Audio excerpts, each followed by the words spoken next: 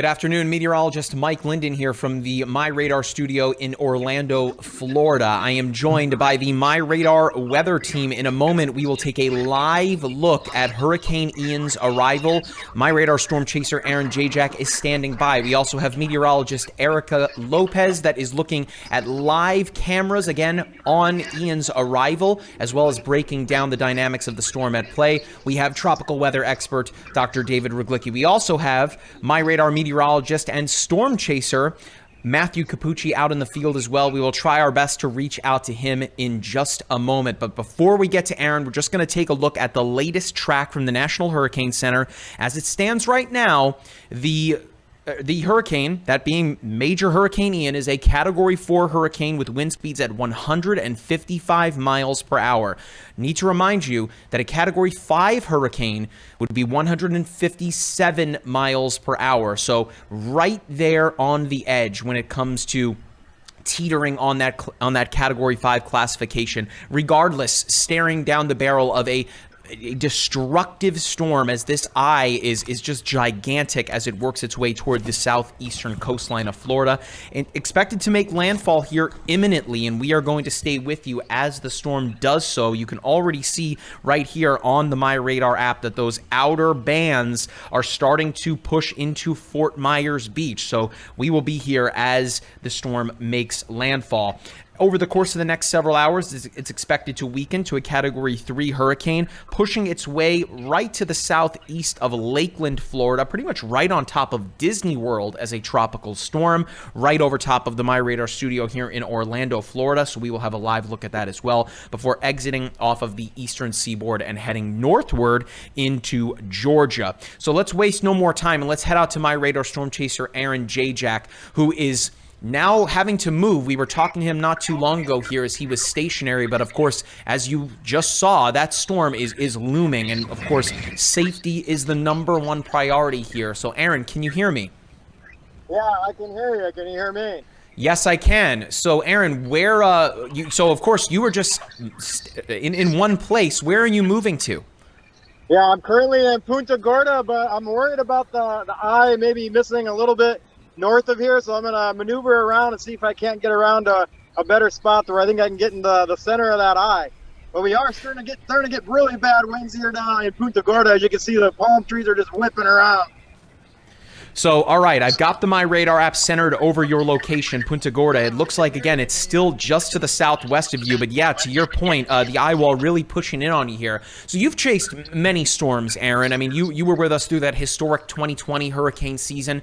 How are things shaking out for you right now as this storm continues to advance eastward? I mean, this is a massive storm coming with really bad surge probabilities, really strong winds. We're talking borderline Cat 5. I've only been in one other Cat 5 hurricane, and that was Michael in 2018, and it was devastating to the areas it hit. So it looks like we could have a similar situation unfold here today, unfortunately, in West Florida.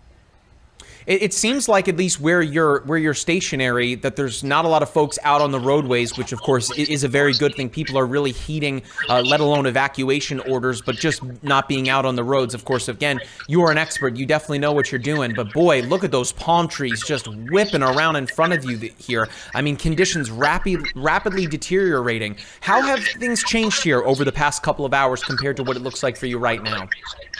Yeah, we had, for the longest time, tropical storm force winds, gusts approaching hurricane strength, but we're definitely now getting into those hurricane strength, sustained winds. We definitely have got hurricane gusts going on now. Palm fronds were flying around back behind me earlier, but the worst of the storm is yet to come. That eye wall is approaching, and there's no time to evacuate now. We just got alerts on our phones a minute ago that said, if you're still here, you need to shelter in place. Aaron, what's the plan as the storm makes landfall here? Obviously, again, we want to make sure that you are safe. Meteorologist Matthew Cappucci, not too far from you, at a hospital in Punta Gorda. At least that's where he's stationary. He's not he's not being admitted to the hospital. But what's the plan as the storm makes landfall? Where are you going to move to? Well, if I can, I'm going to try and figure out pinpoint that exact location where the center of the storm is going to cross, and get myself into that center. As long as I can do it safely. If not, I may have to hang back here in Punta Gorda. I got a couple of places I can seek shelter if I need to due to surge. It could get 12, 15, 18 foot of surge as possible along the coast here. So it's definitely important to keep that in consideration, having somewhere safe to get, somewhere up high. Compared to previous chases, Aaron, how does this stack up to what you've dealt with before? I know you mentioned that, again, this is just truly a monster storm, but when you factor in a lot of the other things at play here, that being, as you just mentioned, that catastrophic storm surge, I mean, how does that play into, how does that, again, compare to some of your previous chases? Yeah, I mean, if it verifies what's forecast, it'll be probably the biggest surge I've been in. Possibly some of the strongest winds. Again, I was in Cat 5 Michael, and this is borderline Cat 5. Maybe it does actually become Cat 5, so we'll have to see. But it's, right now it feels like I'm in one of the lower end, a Cat 1 hurricane, but we still have the worst of it still to come. Aaron, I'm going to let you go, at least for right now. We're still going to have your camera. We'll try to check back in with you in a couple of minutes here. I just, again, want to make sure that you are in a position where you're able to stay safe with that eye wall really not far from you. All right? Yeah, sounds good. Thank you. All right. Thanks, Aaron. How about that? Storm Chaser Aaron Jayjack, one of the best of the best.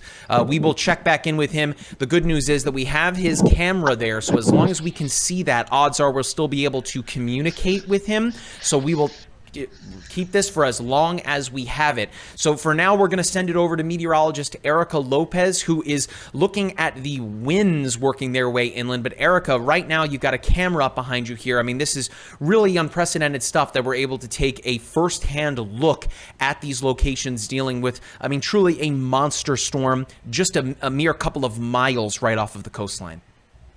Yeah, Mike, and right behind me, this is looking at Sarasota County in Florida, the John and Mabel Ringling Museum. And you can see a lot of that activity, the wind blowing these trees pretty much sideways, a lot of rainfall incoming for this. So the situation becoming worse and worse over this area. So again, this is in Sarasota County. We pan over here to Cape Coral region, and this is where the camera is really shaking here. You can see a lot of rainfall in those palm trees. Looks like they're about to topple over. That's how strong these winds are at this current moment. So a lot of activity increasing, like our storm chaser Aaron Jayjack was saying. He's feeling Category 1 force winds over his region. So this is a situation that is continuing to unfold. And I want to show you a couple of videos here, actually submitted from one of our coworkers here at MyRadar. And this is looking at Naples, Florida.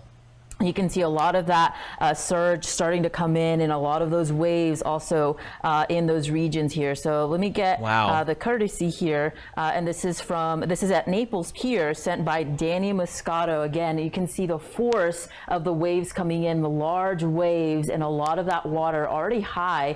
There's also people on there. We do not recommend that you do that over this region. Now let's pan over to this camera here, and this is looking in Naples, Florida. Now this is, I think, courtesy of the Naples Fire Rescue, and you can see already inundated roadways over this region, and of course this is a situation that we're seeing already here, already seeing storm surge in this area. The wind is blowing around, and you're definitely seeing a lot of that water uptake over this area. Now let's pan over to this region.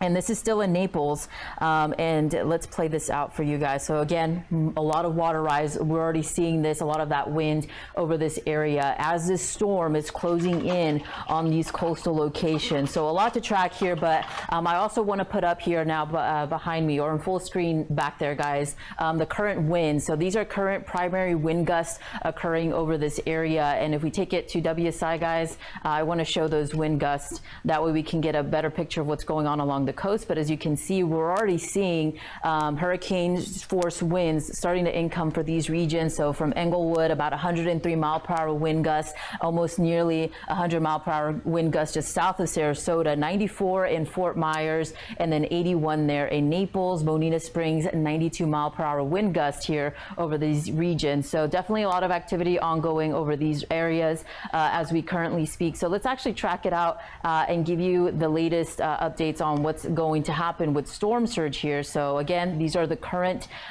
wind gusts over that area, and we're having a lot going on for this region. So panning out for the storm surge here, we're going to see, we're already seeing a lot of the storm surge across Florida's west coast, and this is possibly greater than 9 feet above storm surge. This is going to be life-threatening storm surge. And I also don't want to discard the probability of seeing this on Florida's west or Florida's east coast, because not only are we going to see dangerous or life-threatening storm surge, but we're also going to see this across Florida's east coast as well. So you guys in the inland locations, you still have time to prep. As you can see, dangerous storm surge, a life-threatening storm surge already happening in portions of Naples and all the way up into Florida's west coast here. So let's take a look at those projected rainfall totals. And as you can see, we are projecting up to possibly 20 inches of rainfall across even portions of the Tampa Bay area, central Florida, all the way up into portions of Jacksonville, where we're already seeing rain starting to increase in nature over these regions. So definitely a dangerous situation, especially with the flooding risks that we're going to have with this particular storm system. And as it progresses into inland locations, that's where we're going to see those rainfall totals go up as well. So let's actually time it out for you guys and heading into the next several hours. So I'm going to call out the hours, because I think this is a little bit behind than what's projected, but this is just going to give you an idea of when these strong winds and even heavy rainfall will arrive over this region. So we're seeing a lot of this rainfall. So this is projected over the next hour or so. You can see a lot of that rain starting to increase for portions of Tampa, even central Florida. And I think this is looking now at about 2:00 p.m. in the afternoon. You can see a lot of this situation really starting to increase over these regions. And then as we play it out throughout the rest of the evening, I think if you're already on Florida's west coast, you're going to see the brunt of the storm system right now, at least through the afternoon. If you're anywhere in central Florida, anywhere across the northern first coast there, central Florida, I think you'll get the worst of the storm starting to increase throughout the rest of the evening today and into the overnight hours. That's when the wind will really start to pick up, and even the rain here. As we push this forward into portions of Florida's north coast here into tomorrow morning, I think that's when the worst of the storm will arrive for you guys. We are expecting also some pretty high storm surge across this coastal area and even heavy rainfall totals throughout the rest of the evening. And then as we pan it out here into portions of the central inland locations, we're going to see a lot of heavy rainfall coming into this area, and a lot of this heavy rainfall and even possibility of storm surge. So a lot of these risks coming into play here, but I just want to leave you with these wind gusts right now, because this is really where we're already starting to see the brunt of the storm system. Of course, we're going to check back and see as these wind gusts go up in nature, but we're definitely going to keep you updated, and we're going to keep you informed of what's going on to the storm throughout the rest of the evening. So Mike, you know, this is a very dangerous situation that's unfolding across a lot of the Florida's west coast here over the next several hours. And of course, we're going to be here with y'all throughout the rest of the storm. Thanks, Erica. I mean, it is truly a storm that is going to be studied for many years to come. But luckily, we have someone on our team that has been studying this storm from its inception. He, of course, used to work at the National Hurricane Center. He's one of the best and brightest when it comes to tropical meteorology. He has a phenomena named after him. You might have seen the video on our MyRadar YouTube channel and in the app. Of course, I'm talking about tropical weather expert Dr. David Ryglicki. David, can you hear me? Hey, Mike, thanks. So there David, are you there? Two things. Yeah. There are actually two things I want to talk about. Looks like we might have lost. I can see him, but I cannot hear him. All right, so they can hear him in the back, so let's send it over to David. David, this is a storm that has really taken a lot of our breath away, being when we saw it exit Cuba, it underwent that eye wall replacement, and that has seemingly made this eye, I mean, gigantic. I mean, it would swallow up all of Hurricane Charlie if it were centered in the eye. Take us through the dynamics of this storm and why it has really started to grow rather significantly. Sure. So, yeah, there are two things we got to talk about here. The first one is actually the eye wall replacement cycle. So part of the reason that I left Orlando last night to come back to Lakeland is that on the live stream last night, I said, oh, there might be a dry slot coming in. Silly me. This was an eye wall replacement cycle, and Tomer Berg on Twitter was kind enough to use MRMS to actually create a video loop of this on Twitter. And what happens here is that, as you can see on this loop, what's happening is that you can watch the middle eye wall, the center eye wall erode, and you get a much larger eye as a result of it. So what's actually going on here, and this happens a lot more than you think, and it's not uncommon for very intense hurricanes like Ian, is that eventually you're going to have rain bands. So you see these rain bands on the outside of the storm over here. Well, eventually some of the inner ones can actually start encircling and close themselves off. And what happens is that once that happens, is that air that comes in the boundary layer over the ocean, that is diverted away from the eye wall to this new eye wall. And for very complicated dynamics, this is still an active area in research of why this actually happens. But what happens is that they think it's due to some wind gradients. There's a convergence right here, like a vorticity gradient, right where this new rain band forms, and that forces up the vertical motion. Now, also as this secondary eye wall intensifies, it starts to contract, and the inner eye wall erodes, and then you get this new eye wall. And usually what happens is when an eye wall replacement cycle happens, two things happen. First, intensification ceases as the hurricane starts figuring itself out. And again, this is what tricked me last night. And the eye also gets larger, which are both of what we've seen. So after the eye wall replacement cycle, then the storm is free to resume intensification. And as I woke up to this morning, we saw actually a very an intense storm that is a borderline Category 5. The other thing I want to talk about is that since the eye has grown, and Aaron alluded to this, so this is a more recent satellite imagery from the multi-radar, multi-sensor satellite display provided by NSSL, is that the storm is undergoing a wobble. Now, if you watch my shared hurricane videos, I talk about like a vertical wobble, right? Like a nutation and a precession. This is actually a wobble at the start of at the bottom of the storm. And the, again, fancy $5 word for this is called a trochoidal oscillation. So what you actually see here is that it's moving in one general direction, but there's like a harmonic wobble that's going on here.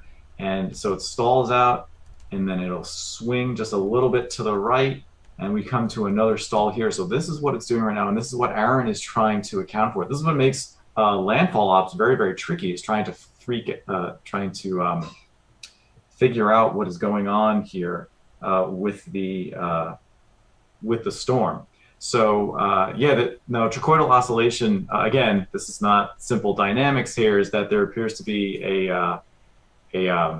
a wave number 1 oscillation. So by wave number 1, azimuthal wave number 1, I'm getting lost in the weeds here, but basically what's going on is that you have the eye and the eye wall, there's an interplay with them, and that's what's causing the trochoidal oscillation. So Mike, to throw it back to you, there are a lot of really interesting dynamics that makes this storm both intense and terrifying and difficult to track, because right now, because of this trochoidal wobble, it's actually diverted back to the north from where the original, the NHC track was even just a few hours ago.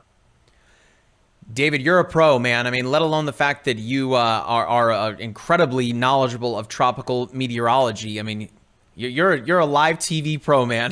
gotta appreciate the help there for the folks behind the scenes that aren't aware of what's going on. It's live TV, things happen, and Dr. David is a pro in the truest sense of the word. So with this storm, I mean, comparatively to other storms that have formed in the Gulf of Mexico, of course, going back to Hurricane Michael in 2018, how does this storm stack up, right? I mean, Michael ended up being a Category 4 storm. I know right up until landfall, it was teetering right on that edge, similar to this storm. So not to put you on the spot here, but how do these two storms stack up, other than, of course, the fact that they both rapidly intensified and they both were in the Gulf of Mexico before making landfall? So I do believe Michael also did undergo an eye wall replacement cycle. Like I said, for very intense tropical cyclones, this isn't unusual. There's also talk on Twitter, I'm a little more skeptical of this, is what's called ventilation. So yesterday we talked about that giant trough that has been steering this storm, and when we showed the water vapor imagery, which I do not have prep right now. Maybe I'll prep that for a later when we come back to this. But yesterday I talked about how the outflow from Ian has stretched basically all the way to Canada, right? And there is some research, it's Personally, I find it a little dubious, but it's plausible that because this trough is close enough to where it's what we call ventilating the storm, where it actually helps pull up some vertical motion, which will enhance the outflow, enhance the inflow, and enhance intensification. Like I said, the research on that, I worked with a guy at NRL who did that, and I know the struggles that he went through. And sometimes it's very dicey. Sometimes because you want to ventilate it, you want to help that vertical motion, but you don't want to shear it. And that's a really delicate balance here that's going on with this trough that is also steering it. So there's a lot going on with this storm. And as we can see, as it gets closer and closer to landfall, these subtle little things, these differences, they add up, Mike, to potentially, catastrophic differences in particularly the storm surge. It truly is a situation that, we've all been chatting about it behind the scenes, even when this began as an invest, right? Where we were first thinking, well, that's an interesting position for this to begin to form. And then as it continued to ramp up, this was ultimately, really not where you want these tropical cyclones to end up in the Gulf of Mexico because of situations like this. Dr. David, thank you so much. We'll come right back to you. But I want to welcome those of you in the chat that are just joining us. Of course, we are streaming live in the MyRadar app, as well as across all of our social media platforms, Facebook, Twitter. We're on LinkedIn and Twitch. So what's up to our Twitch viewers? We really appreciate you. We're going to take a look at the MyRadar app here, and we are going to look at the latest path of the storm. We also have MyRadar storm chaser Aaron Jayjack, who is at last we checked in Punta Gorda, Florida, awaiting landfall of Ian. I think someone's typing in my ear here. I'm not sure who that is. But either way, let's take a look at the app here at the cone from the National Hurricane Center here. I'm going to zoom on in to the eye of Ian here. As Dr. David just broke down, this is a really large eye. In fact, roughly 35 or so miles wide.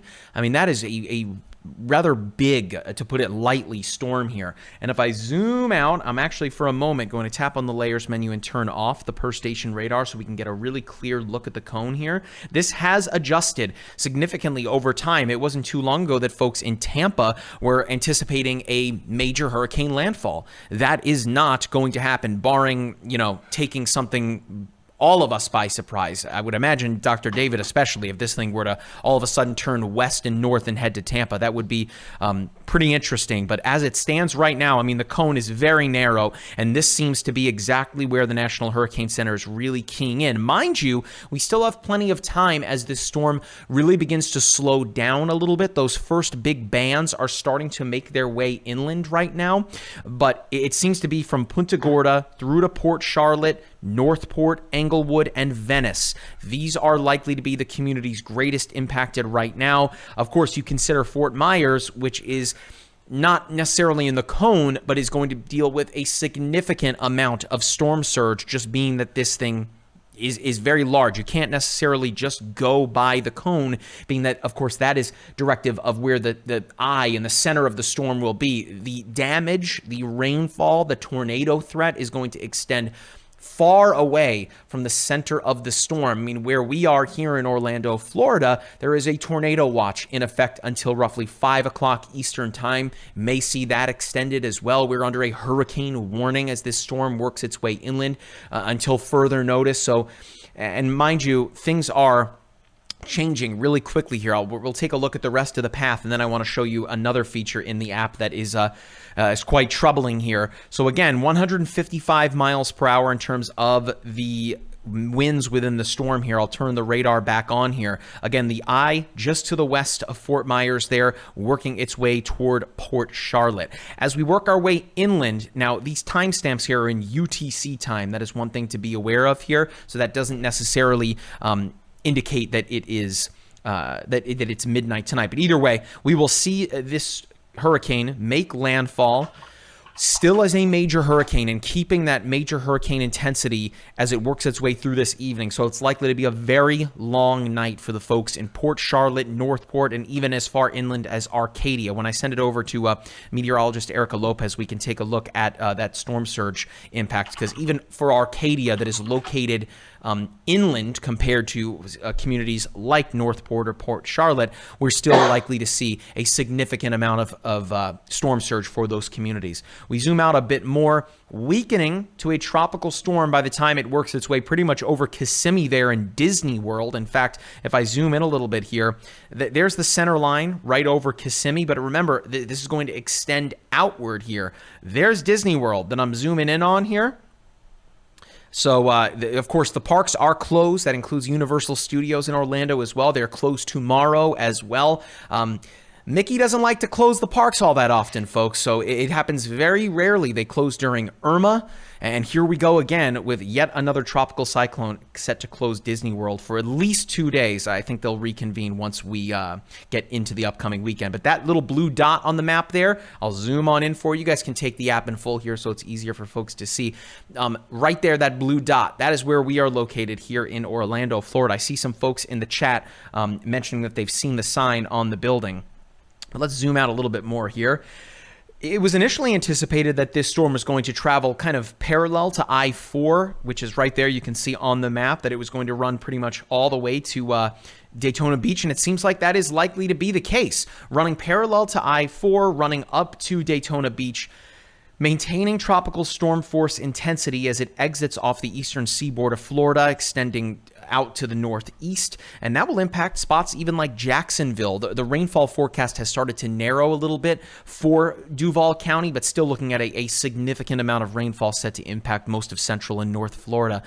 We continue to see Ian push towards Savannah as a tropical storm before it eventually weakens to a tropical depression by the time it makes its way all the way into Tennessee and even portions of eastern Kentucky and West Virginia. So it's not just necessarily going to be Florida dealing with the impacts of Ian, perhaps the most significant impacts, but boy, a huge rainmaker for a lot of folks as it tracks its way northward. Now, one thing I want to show you here, I'm going to turn off the radar for just a moment here. I'm going to scroll all the way to the bottom of the layers menu and turn on the power outages map. Now, this is quite troubling here, as I have seen these numbers continuing to stretch higher and higher here. I'm just going to double check and look at the total numbers here. We began, of course, with really nobody without power. Now we are up to roughly 272,000 customers throughout Florida, particularly right here in these zones. For Collier County, you can tap on them, by the way, in the app to get more data.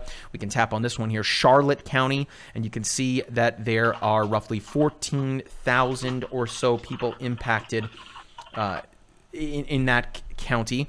We'll look at Sarasota County. Roughly 62,000 customers are without power there.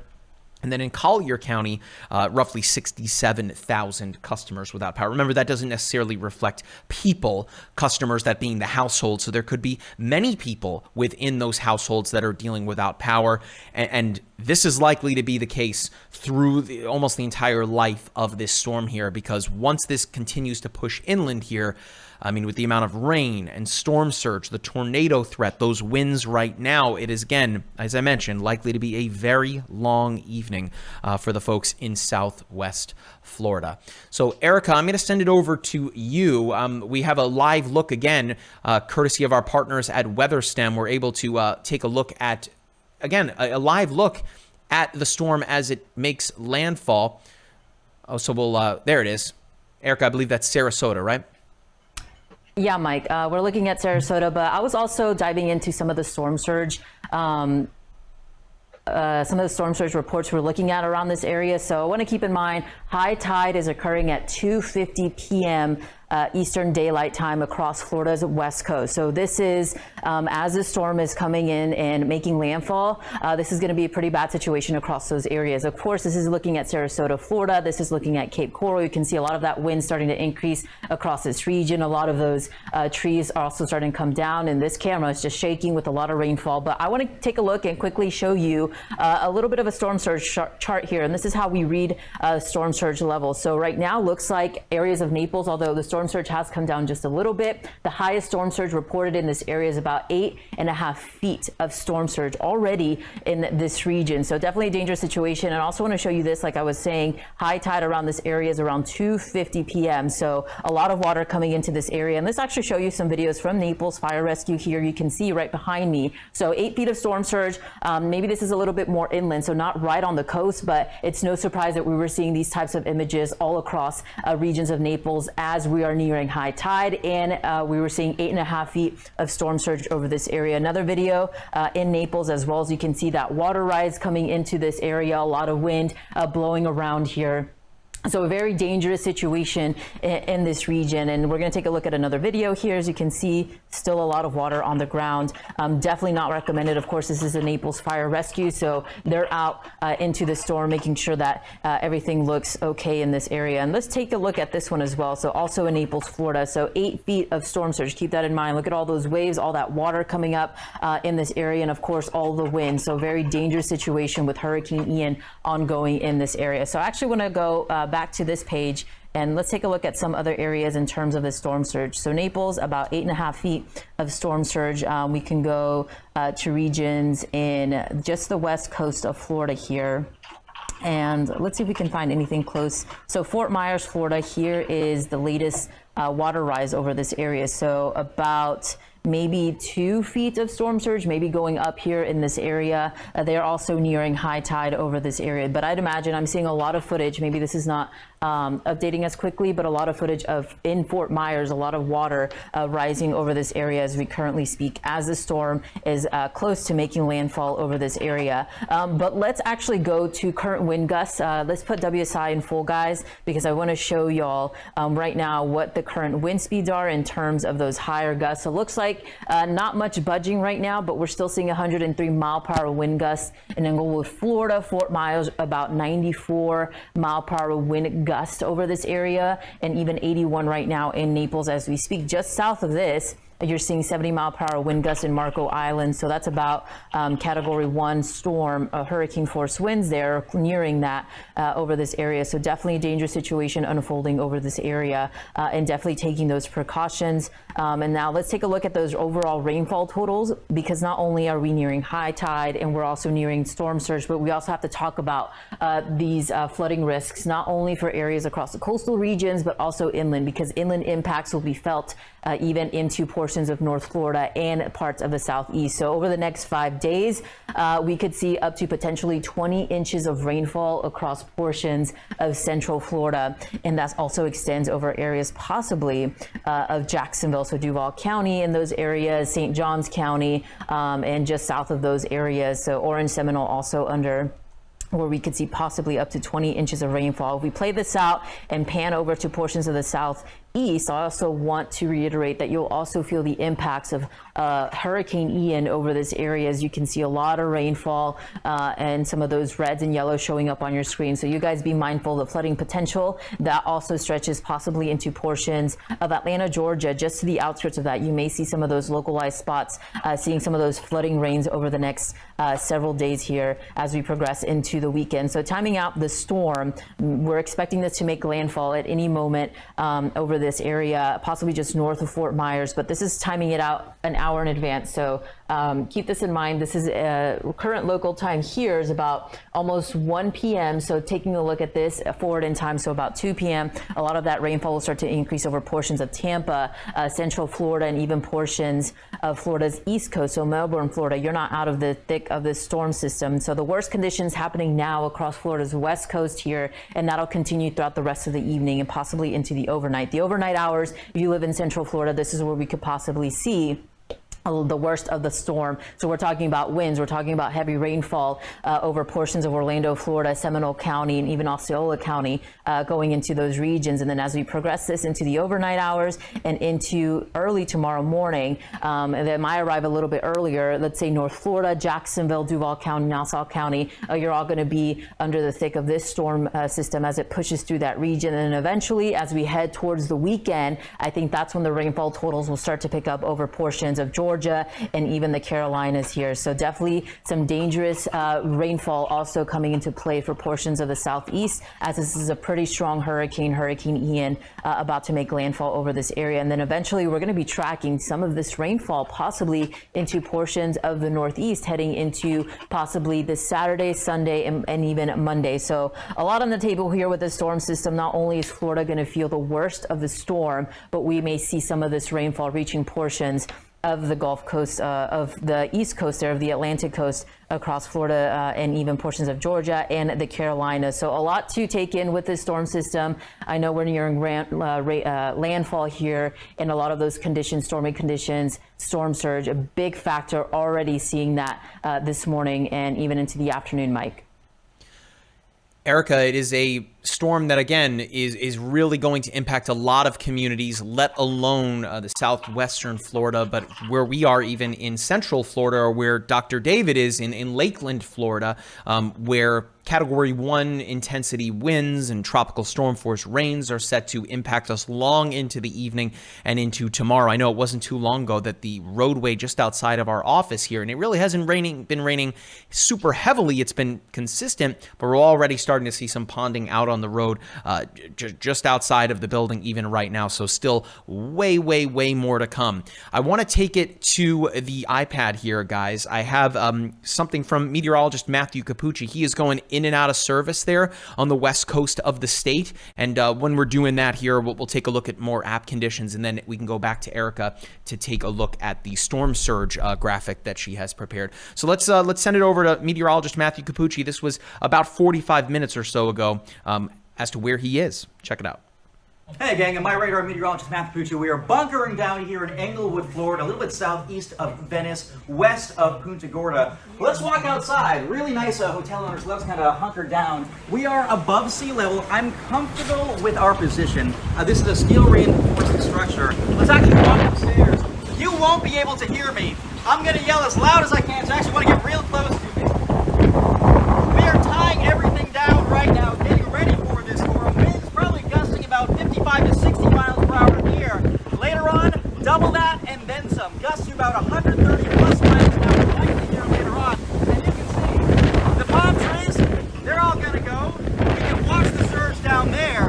Tack on about 8 to 10 feet of water. It may be to the bottom of that bridge to our right, and maybe above that. We're watching carefully in case our vehicles need to be moved. But ultimately, this thing is coming in the next 2 hours. You did not have much time left. Extreme wind warnings will be issued. It's basically saying this is your last ditch effort to get to a good location, treat it like a tornado is coming, and ultimately ride it out and hope that your structure stays intact. So we'll have more from Matthew Cappucci as the afternoon progresses here. I want to take a look at this video as well. This one's courtesy of Naples Fire and Rescue and the mayor of Naples, Teresa Heitman. You can see that the waters are getting to be rather high there. Certainly going to be more of that. I know that we looked at a video not too long ago that Erica showed of the docks there, but gosh, I'm concerned for all of these boats here that are in the water. Again, Naples not necessarily going to take a direct hit from the storm, but may certainly deal with some pretty significant storm surge. Mind you, those pools, while beautiful, are really precariously close to the water. Let's take a look at another tweet here. Again, if you are not already following us at MyRadarWX, this is where we're posting all these videos. Here's yet another video from Matthew Cappucci here. This is in Englewood, Florida, not too far away from where he just was at that hotel. As he mentions, it may change rather quickly, as this is kind of just the start of Ian's real wrath. There's still way more to come as the eye of the storm. I'm sure you've heard the expression, the calm before the storm. That's just because, of course, hurricanes are circular, right? Or at least in some cases, as I'm sure Dr. David will break down for us. Here's the edge of the eye wall for Matthew Cappucci here, approaching Englewood. But boy, all those trees, like wind vanes, right? Blowing in the one direction. Again, I really hope that the folks that live in this community have evacuated, or they have gotten to a safe place, because super strong winds are well on their way. As you'll see here in the MyRadar app, I'll turn the radar reflectivity back on here. Guys in the back, just let me know when Erica is ready to go, and we will send it back over to her. No worries, we're good. We got plenty of time here to chat. Need I remind you that we are streaming across a ton of social media platforms right now. I see all of the comments here coming in. Again, a big shout out yesterday. We had a bunch of folks giving us super chats on YouTube. Need I remind you that we do not collect any of that money. It is not for us. We send it 100% of it to charity, particularly to Feeding America, a nonprofit based in America that provides food and emergency medical supplies to communities impacted by natural disasters. So it's very likely that you are going to see a lot of these communities up and down the western coast of Florida and potentially some inland counties as well dealing with impacts from Ian long after it is gone. So again, if folks are going to send any kind of super chat on YouTube, of course, we really appreciate it, but that we do not hold on to any of that. Those go away from us. Looks like we have some folks here in the chat that are watching from MCO. That is of course, the airport here. It's Orlando International. Gosh, I mean, I can only imagine the travel nightmares that are in place there, let alone having to drive around. And gosh, I feel so, I can't help but feel for families that may have been planning on coming to Disney World for months and months, if not years and years. They're finally here. And Ian decides to show up and ruin your trip. I hope that you're having a good trip and, of course, that you're staying safe. But Disney World will be there if you want to come back to Central Florida. I think Erica is ready here. So, again, if you guys in the chat have any questions for any of us on this live stream, that includes meteorologist Erica Lopez here. We will have, again, Aaron. We can throw up his shot if we still have it, guys. But, again, I'm concerned that we are going to quickly lose Aaron's shot. But, Erica, I mean, that video that you have behind you there, troubling to say the least here. Yeah, this is looking at Marco Islands. You can see a lot of that high water rise over this area. Definitely a dangerous situation unfolding over this region. So I just wanted to give you a quick look at what it's looking like now. This is an image, so it's not going to play, but you can see a little bit of the trees here. Let's zoom into that region so you can see what I'm talking about. So they're pretty much toppled over, as you can see, as they're bracing for this wind. A lot of that high water rise. And I also want to show you this video again. This is courtesy of Naples Fire Rescue. And a lot of rainfall. So let's go back actually. And you can see already there's a lot of debris on the roadway. Not really sure what that is, but wow, that's, I don't know, I guess like an explosion that happened. There are some power lines coming down. You can see some of those palm tree branches on there. But this is why we always say these storms are definitely dangerous. You're seeing those power lines down, a lot of that wind coming in, and a lot of debris on the roadway. So these are pretty crazy images, again, coming from Naples Fire Rescue, as they're out making sure that everything's okay over this region. Of course, it's always very dangerous to be in that storm. And I'll show that again in case you missed it here. But again, all of that debris on the roadway, you can see here zooming in a lot of those tree branches or palm tree branches coming down and a lot of water coming in here. Power lines you can see already down. So this is why they say shelter in place, like Aaron, our storm chaser Aaron Jayjack was saying. They're saying if you stayed in this area, you need to be sheltering in place. And this is the reason why, because power lines may come down and even a lot of that debris. Let's go to Naples, and this was from earlier, so you can see 11:22 a.m. Eastern Daylight Time, where we were talking about this earlier. The storm surge reached up to 8.5 feet, and you're definitely seeing those dangerous waves coming in, a lot of that high water rise over this area. So a dangerous situation unfolding over this area. And if we play this out here into the future, you can see a lot of that water, those stairs to go down into the beach. You definitely don't want to be out in this storm. This is very, very dangerous. And then we're going to show another video courtesy of Naples Fire Rescue, where you're watching all of that water coming in, that storm surge coming into those areas. So let's take a look at least some of those storm surge numbers here, because I want to go back and see if these have risen again. High tide is around 2:50 p.m. this afternoon, and waiting to see if this storm surge here.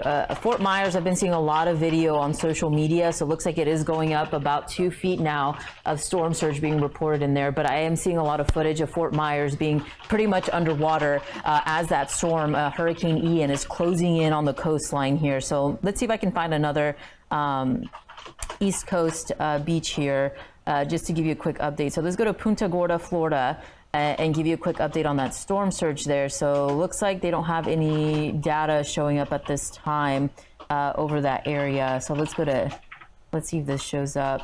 So no storm surge data there. So we can go back to Naples and take a quick look at what's going on with the storm surge data there. So there it is.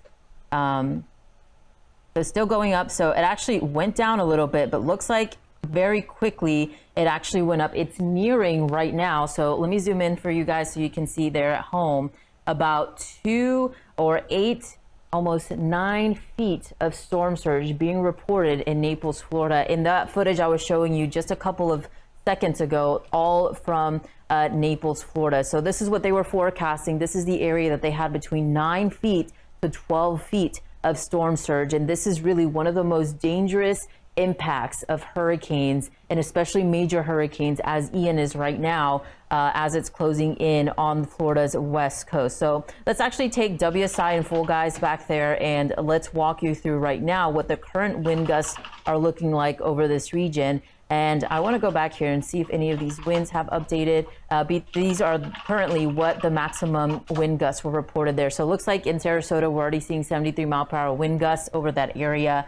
And if we zoom in here, Englewood, Florida, they're also seeing about 103 mile-per-hour wind gusts over that region. Of course, the same winds are pretty strong, probably Category 1 force hurricane winds, like our storm chaser Aaron Jayjack was saying. He is on this Florida's west coast here. 103 in Englewood, 94 in Fort Myers, 92 in Bonita Springs, and of course the wind helping push all of that water over this area. So definitely a very, very dangerous situation unfolding over that area as we currently speak. So let's talk a little bit about those rainfall totals before I time out the storm again. I know maybe a lot of you concerned exactly when the storm will hit your area. I was seeing a lot of you in the chat watching us from Orlando, Florida, and that's where we are located right now, the MyRadar building in downtown Orlando, Florida. And we're already seeing, Mike was telling me earlier, a little bit of flooding in the roadways here. So definitely bracing for the bulk of the storm or Hurricane Ian to come in. So here's a look at your rainfall potential. And mostly in portions of Central Florida, I am worried about this flooding situation. A lot of water in a short period of time, even those gusty winds. We may get hurricane force winds over Orlando, Florida as we head into the overnight hours here, and even portions of Tampa. You're already seeing the brunt of the rainfall, and this will be continuous rain for hours, and this is why we have those flooding risks over this area. If we pan out into portions of North Florida as well, you're going to see of upwards up to between maybe 20 inches of rainfall in just the next couple of hours, and that also extends into portions of Georgia and the Carolinas. So you guys, if you don't live in Florida but you're watching us from Georgia, South Carolina, and even coastal North Carolina, all of you guys need to be prepared for flooding and maybe possibly some power outages because of the flooding, and maybe even some of the gusty winds that are going to be arriving over your area. So a lot to take in with the storm system, but I do want to go ahead and show you really quickly the high resolution satellite, and you can see a very big wide eye. So when I left here yesterday evening, it was going through its eye replacement cycle. As soon as I woke up this morning, we saw that big eye of the storm. So that means winds are extending out from this storm system, and those Category 4 hurricane force winds over this area. So it's closing in now. Looks like just to the north of Fort Myers. It does kind of wobble just a little bit as it's nearing Florida's coast. So we may be even delayed in terms of that landfall here, as it looks like it is coming a little bit more northeast here. So in between Fort Myers, you're just to the south of the eye wall there. The wind's already starting to increase here. So this is definitely one we're going to be watching here pretty closely. Now let's look a little bit at the high resolution satellite. As you can see as well, that eye wall just going up a little bit north, but just different perspectives of this storm system as it's nearing the Florida west coast here. So it looks like, Lee County, that's where Fort Myers is. It might make landfall here over some of these counties in Florida, just to the north of Lee County there in Florida. So definitely something I don't like to see on radar, of course, and even on satellite. This is a very strong hurricane coming in to portions of Florida's west coast. And again, we're watching this landfall. Could be here in the next couple of hours over portions of Florida's west coast, Mike. And it seems, Erica, that we have Aaron's stream back up as we can see it there. We lost it for a moment. I'm trying to see if we are able to get a chance to chat with Aaron. As Erica, you mentioned, just looking at the visible imagery there, boy, it's almost that time, huh? I mean, we are really starting to see things evolving pretty quickly. This high resolution satellite, and I can show you those videos once again. So let's actually go to this stream. So this is looking at Sanibel, Florida. We can look at some of the cameras here on the roadway. So let's go here, and this is the intersection of Linden Grand and the East Gulf West Coast here. Let's see if this plays.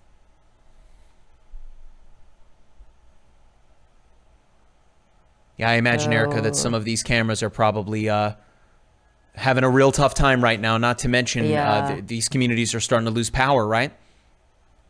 Yes. Wouldn't be surprised if we saw some of these power outages. So, yeah, I mean, you could even see the snippet of the cameras here, a little bit of that water rise. Doesn't look good, but I can't pull any of these up. Looks like they might be down. Right, and we were just looking at Aaron's stream not too long ago. It looks like we have him here. Guys in the back, if we're able to get in touch with Aaron, I would really love to talk to him here as things start to evolve on us here. In fact, let me jump over to our Twitter account here, Erica, and we actually have a tweet here that I can share from Aaron. Stream unavailable. Oh, there we go. Erica, now you should be able to hear me. Yes, I hear you now. All right, cool. All right. Gotta love live broadcasting. I have this this image on our Twitter account from Aaron. Erica, I just want to get your opinion on this here, or get your feedback, I should say. 990 millibars from Aaron on his barometer there. Wow. At just about 20 or so minutes ago. Remember, these are just the outer bands that are starting to work their way into Punta Gorda. So Aaron, really in the thick of it here. We still have his stream, guys. I think we should be able to take it. And again, I'm really curious to see if we are able to get him on the phone. That would be great. There is his stream. Taking a look at Aaron Jayjack's chaser camera here. Again, he is in Punta Gorda. Okay, thanks, Damien. Appreciate it.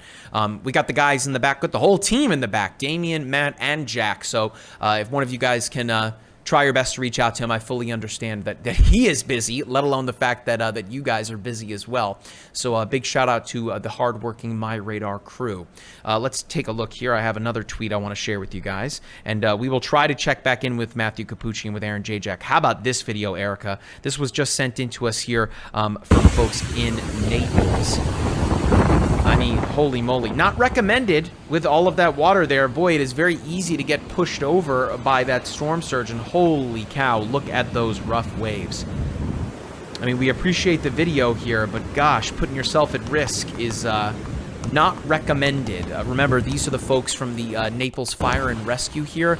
I mean, a really scary scene unfolding here, and bear in mind, that's not even taking the full brunt of the storm. We've already seen wind gusts above 100 miles per hour, and again, Aaron Jayjack is hunting down where the eye is going to go. Here, let's look once again at the MyRadar app for those of you that are just joining us. I want to get back to Dr. David Ryglicki here at some point. I know that he is standing by with some additional imagery so we can really begin to diagnose what is going on within the eye of the storm here. So I'm going to zoom on in, and you can see just to the west of Cape Coral. I believe somebody in the chat here was just asking about Cape Coral. Again, if you guys are watching on Facebook, YouTube, Twitter, LinkedIn, or even on Twitch, let us know in the comments where you're watching from. If you have any questions about Ian, about possible landfall, or about a particular location, we will try our best to answer it.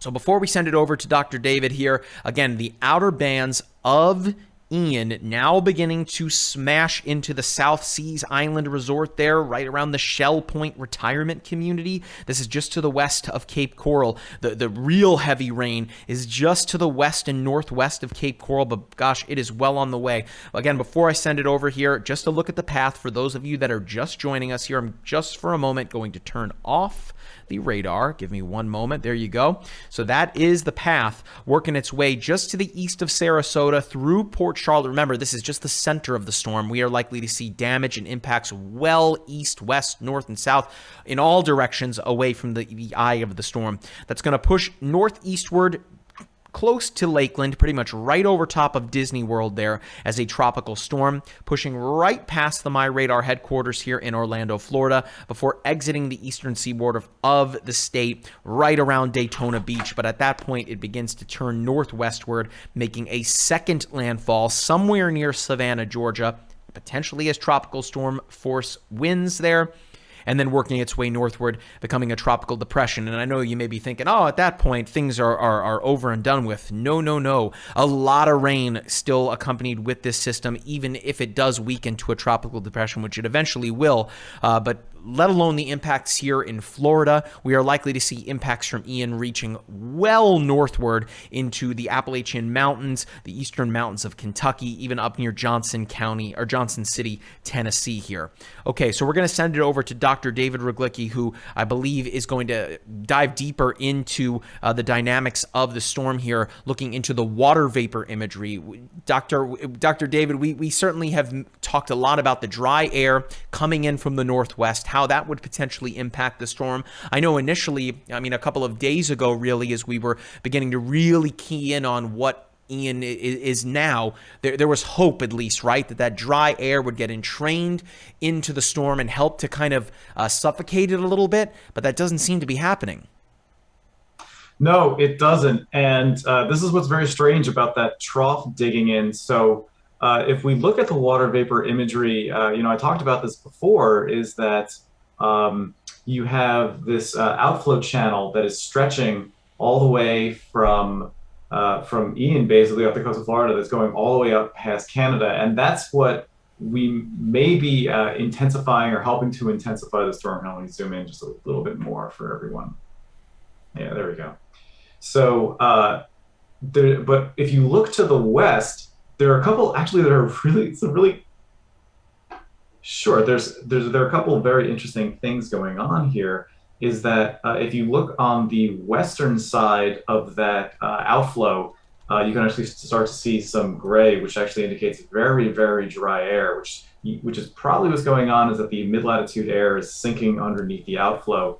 Now, for you, like a really nerdy thing going on, if you want to check out what's going on just to the west of Hurricane Ian right now, if you look really closely, you can actually see gravity waves. That's right. So what happens when the convection fires, if it's strong enough, it can actually smack the tropopause, which is the layer between the troposphere and the stratosphere. And it can excite gravity waves that don't just propagate on the cloud shield, but actually propagate far out into the environment. So if you're looking at this area in the Gulf of Mexico, if you look really closely, I don't know if that's coming over in the zoom, you can actually see gravity waves emanating from Hurricane Ian right now. It has nothing to do with intensification, but I thought that was genuinely very neat. One other thing I want to point out here as we get a little closer to home, Mike, is that we actually have a flight. The Air Force flight is actually sending in another plane in there. I think this is probably going to be the last one that goes in right before landfall. And I think that they're trying to verify potentially a Category 5 hurricane at landfall. So if we look at, this is from Levi's page, Tropical Tidbits. This was I believe the most recent update. We'll update. All right, so they found about 112 knots on the northwestern side of or maybe 115 knots. So I don't think it hasn't quite got there yet. But Mike, this is something that's really intense and really nuts going on. As you said, even though wind is a big part of it, the rainfall associated with Hurricane Ian is very, very significant. And I think that's what the water vapor is trying to tell us, that this is not a local response. This is going to be a broad, wide-ranging response to all the rain that's going to be associated with Ian. So, Dr. David, I want to get your feedback here on the velocity scan that I'm seeing on the app. For those of you that are watching, by the way, we're trying to reach out to Aaron Jayjack, but bear in mind he's about to take the eye wall here, as we are just now beginning to see a small portion of the storm beginning to work its way inland here. Again, Aaron is pretty much right on the edge of the eye wall here. So the National Hurricane Center has yet to call landfall, David. We're not there yet, but we are slowly creeping toward that reality. Of course, we have Aaron's stream, I think, right, guys? If we're able to show it. Yep, there it is on the screen. So likely to get really, really active here in just a moment. Of course, we want Aaron to stay safe. If we are able to chat with Aaron, we will do so. But for right now, we do have his stream, which at least we know we can see here. Again, it looks like it's getting to be somewhat calm, right? I mean, that's the part of the storm where you then are dealing with the eyewall winds, which is not a fun place to be, but Aaron is a true pro. David, let's take a look at the app scan here. This is the velocity. Of course, for folks that are unfamiliar with this product, not radar reflectivity where the beam is being sent out, bouncing off of the droplets coming back to the radar site, and that, of course, shows you precipitation. This is a velocity scan, and within the MyRadar app and the per station radar, you tap on the little crosshair there here on the iPad, and you can see a bunch of different products. David, we're going to talk about the velocity scan, being that you know a lot about this one, being that you helped really put this product together and really make it sing. Tell me what we're seeing here, because this is not your typical velocity scan, right? Where you're seeing green representing winds going toward the radar site. I believe I am using the St. Petersburg radar site here, and then red represents winds going away from the radar site. But we're seeing a lot more than just green and red. Yes. So when I designed this, for most day-to-day wind speeds, you're going to see the greens and the reds, and I believe the bright greens and the bright reds. So they're what I was really proud of this color map, and went through some iterations, and I have to give a lot of thanks to the app developers who helped get this into the app and gave me critiques and all that kind of stuff. But when you get to the whites, that is, I believe, is when you start seeing tropical storm force winds. So this was developed to be symmetric on either side. So when you see the lights, it's 64 in, 64 out. And then when you start getting above that, with the dark blues, that's 100 knots. The purples and the yellows, that's 120. So you're starting to see, this was designed, I am a hurricane guy. So this color map was specifically designed to really catch these most intense, and perhaps maybe we need to extend this just a little bit farther up in the color maps, because you can see with the orchids there and the yellows, the color map is saturated. David, just a quick little update from Aaron here. We know that he's okay. Of course, we can see his stream, just checking in with him there. He's actually trying to fly his drone right now and to get a look at the clear slot of the storm, which would truly be some remarkable footage to be able to see. Again, Aaron's a pro, so whether or not we're going to be able to see that video here really soon and get it off of the drone, that remains to be seen. But gosh, I mean, that will be some amazing video when we are able to see it. But safety, of course, #1 priority for Mr. Jayjack there. Again, Aaron is right now near Punta Gorda. In fact, I will, just for a moment here, we're going to turn off the radar just so we can see what's going on underneath. And there's Punta Gorda, just to the southeast of Port Charlotte. So Aaron's pretty close to the airport and the causeway there. So on the far eastern portion of the cone. Again, watch what happens if I turn this product back on. We'll swap back over to the reflectivity. And again, Aaron is about to take, as he mentioned, that outer eye wall starting to push inland. I see some folks in the chat here saying that it has made landfall. That has not happened here just yet. Oop, Aaron is pointing at something, guys. Can we take Aaron's shot there?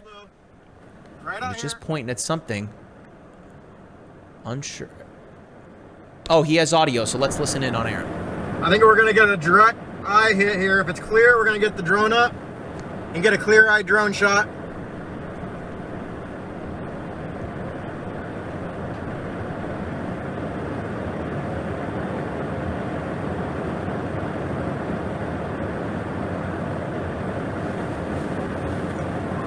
Okay, so we'll come back to Mr. Jayjack here in just a moment. Oh, wait, let's stay. Wait, how about this? No bars right now.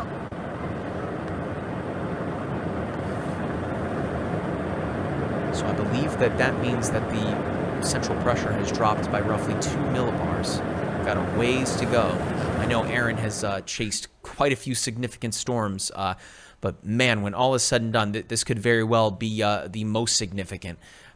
Truly awesome, right? With technology that we're able to see and do all of this, let alone we have full team coverage here from the MyRadar team. We've got meteorologist Matthew Cappucci here in southwestern Florida chasing this storm. We've got Aaron, as you can see, his dash cam there. Guys, take it in full if you could. I just want to see where Aaron's going. This is super compelling here as the eye wall begins to really push right to where he is. If there's, again, really some positives to take out of this. One, boy, it looks like people have listened and they have not gone on the roadways. Again, for the folks in the chat, Aaron is a pro. If there is anybody that knows what they are doing, it is Aaron. Now, of course, he's still...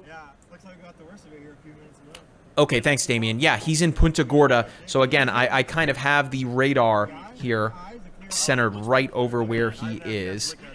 Right here. So you guys should be able to see it. I'll turn off the cone for just a moment, right?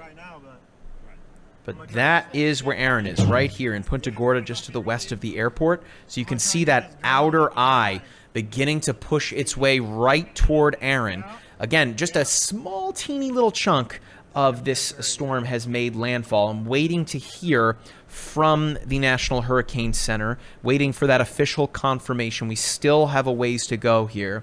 But Erica, David, if you guys hear of this landfall call from the NHC, just feel free to shout it out here. We're not there yet, but really compelling stuff here from Aaron as he is attempting again to fly his drone into the heart of Ian. Not a lot of people on the roads except for emergency officials. Certainly a good thing. Guys in the back, let me know if we have Aaron's audio, and let's just take that and we'll just run with it.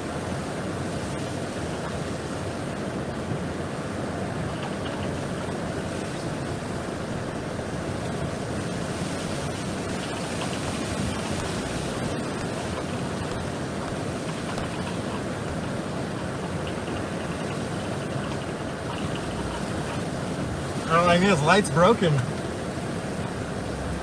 Come on, light.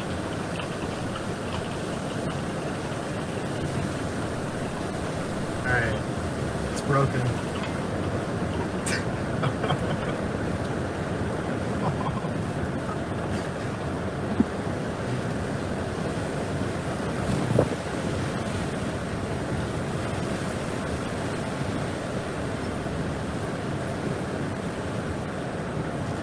Thank you. Nobody telling me. I just need the power to go out to let all these lights stop working, and then I don't have to worry about it. So Aaron's got roughly, if you guys can hear me, about a 30-second or so delay. But we want to leave the mic open here so we can listen in on Aaron. You can hear that roaring in the distance, right? Of course, all of the wind, or all of the trees there are kind of acting like wind vanes.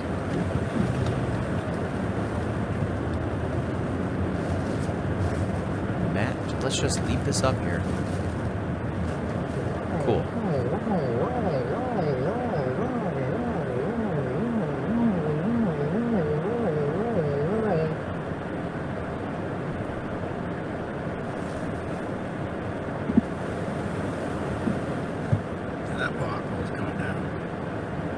I can see it coming down the road. It's gonna get nasty.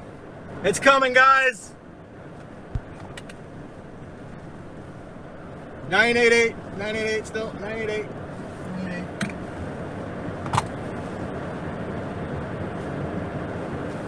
988. Just talked with Mr. Cantori.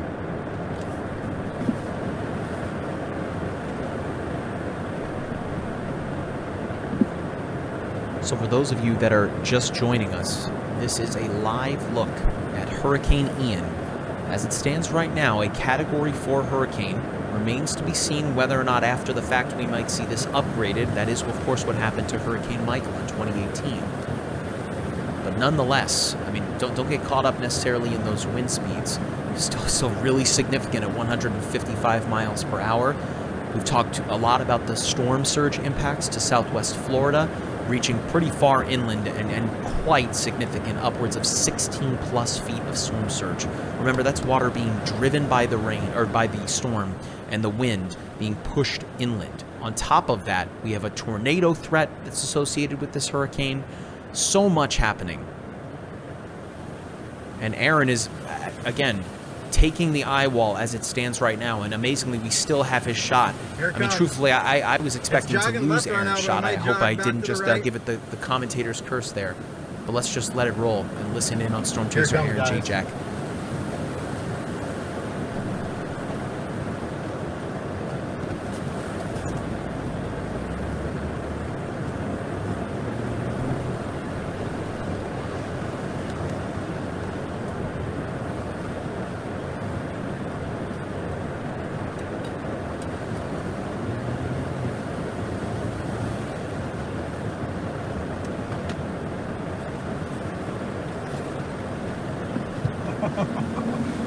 Oh yeah, here it comes.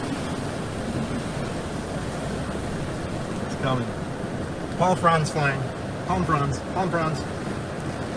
Palm fronds. Palm fronds flying.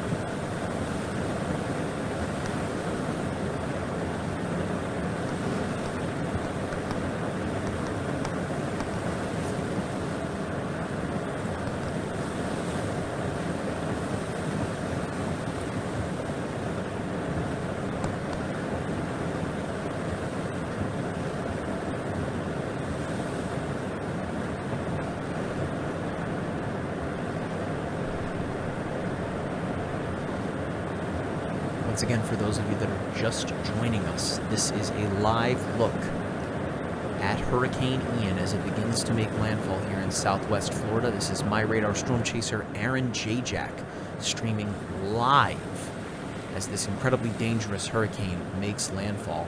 If you are just joining us, we are streaming across all of our major social media platforms, of course, in the MyRadar app as well. We'll be answering any questions that you guys may have, so feel free to get them in the chat there. We really appreciate it. Team coverage continues with myself, meteorologist Erica Lopez, and tropical weather expert Dr. David Ryglicki. Of course, Aaron Jayjack out in the field. We also have meteorologist Matthew Cappucci, who's pulling double duty as a storm chaser, not too far away from where Aaron is as well. Last we checked in with Matthew, he was hunkering down and staying safe. Again, not something to mess with here.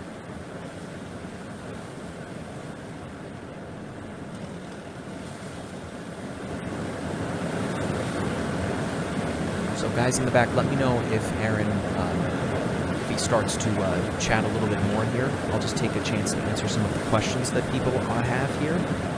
Shout out to Matt. Here it comes, guys. Shout Here out it to comes. those windshield wipers. Minutes away from the eye wall.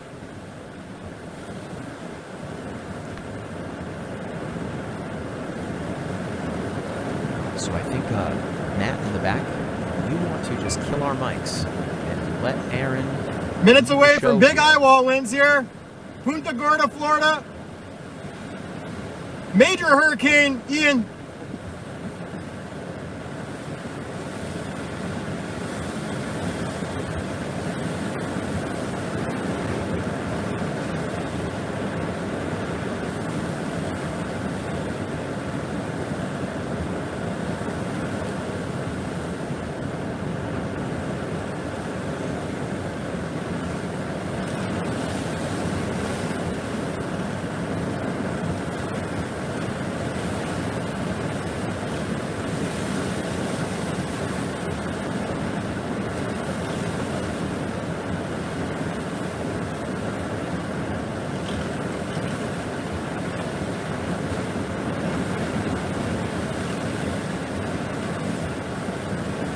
Big palm fronds flying off now. Outer eye wall, minutes away. It's about to get real bad here, guys. Still have power here in places. I saw some power go out earlier. Power's still out on here. But it's about to go out here. As soon as this outer eye wall hits us, it's going out. Can guarantee it.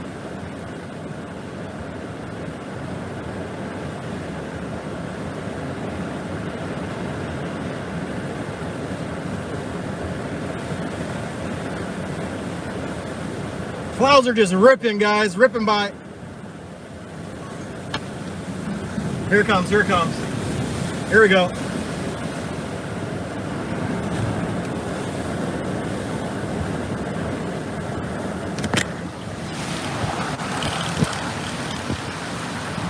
Clouds are ripping overhead.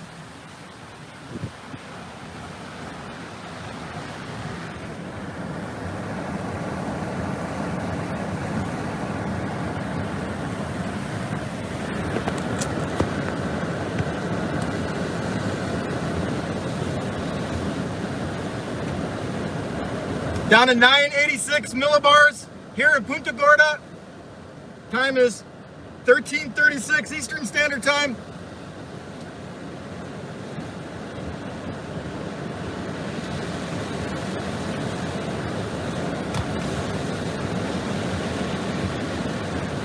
Major winds, guys. Major winds coming just miles away. Any minute here. Hang on.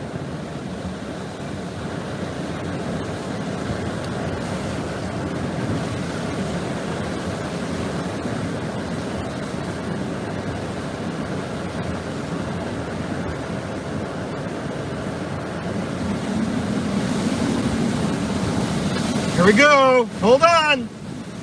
Car's rocking.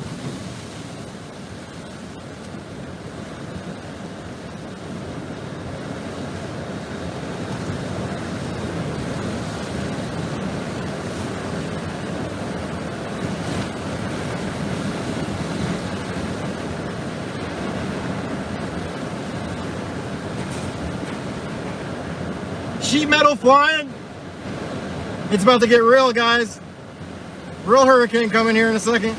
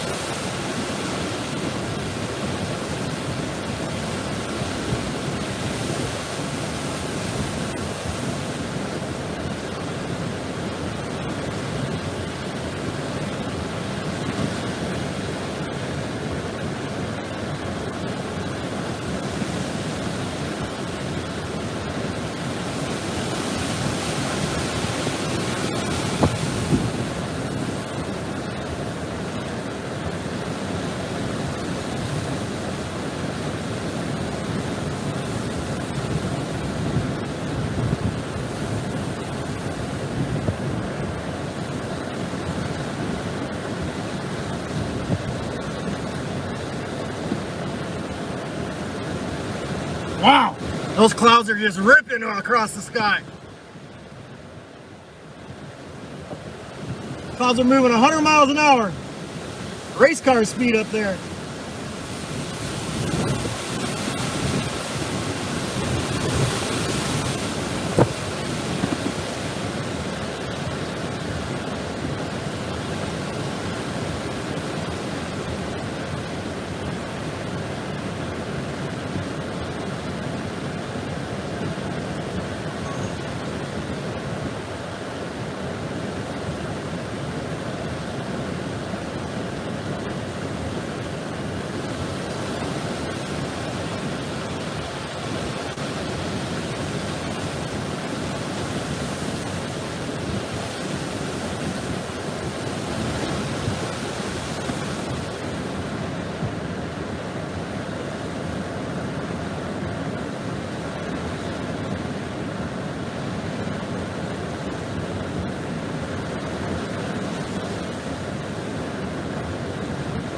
$9.85.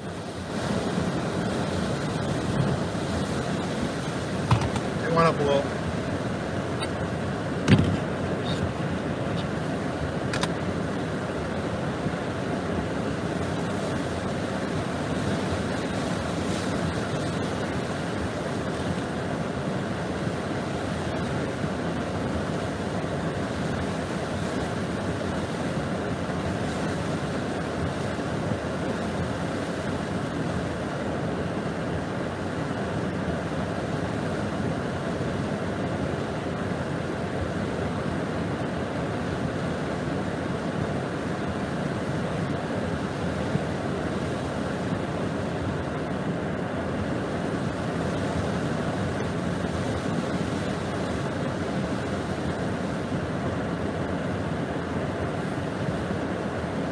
I need some double espresso here.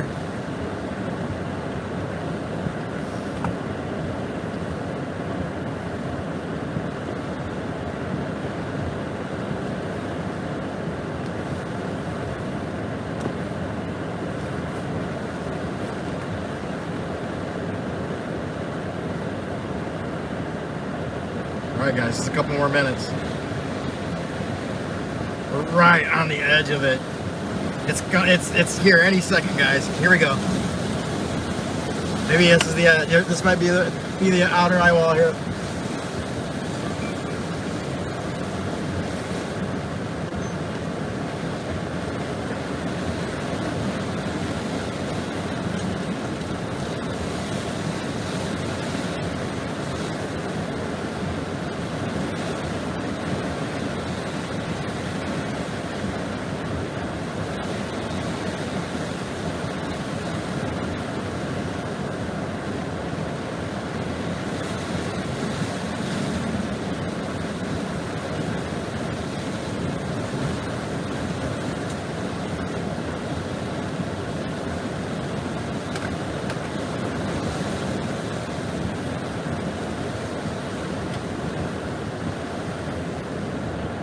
Time for this car to start rocking.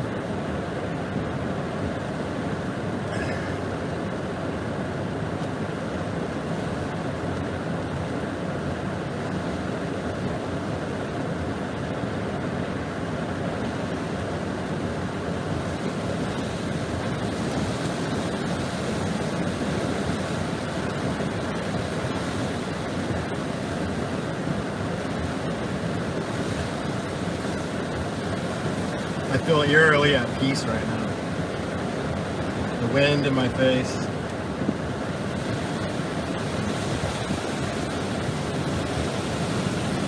Take a deep breath, relax.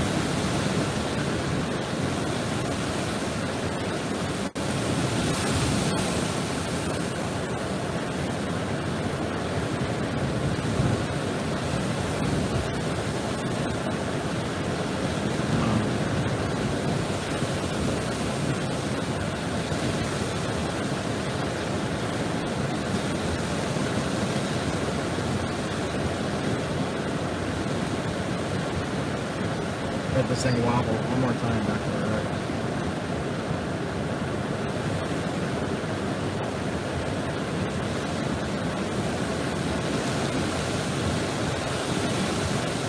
We need one more wobble right, guys, and then we'll be in the eye after the eye wall passes.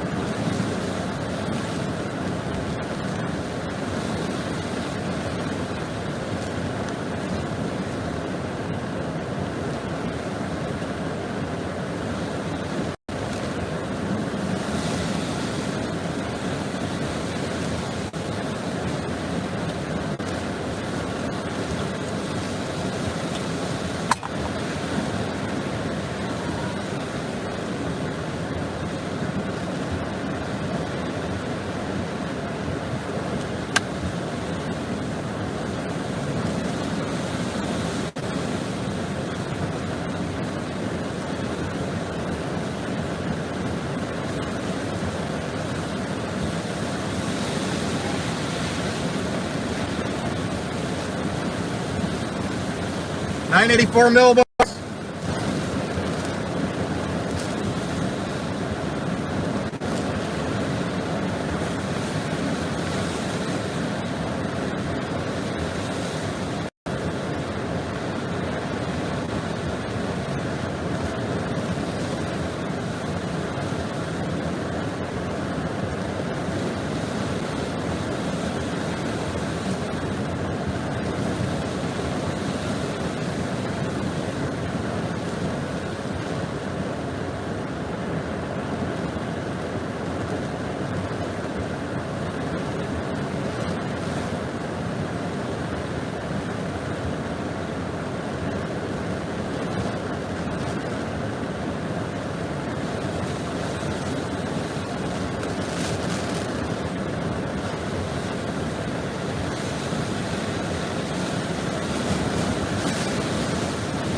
Here it is. Here we go.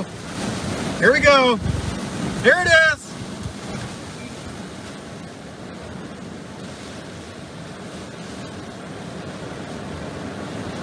Just the beginning. It's only going to get worse.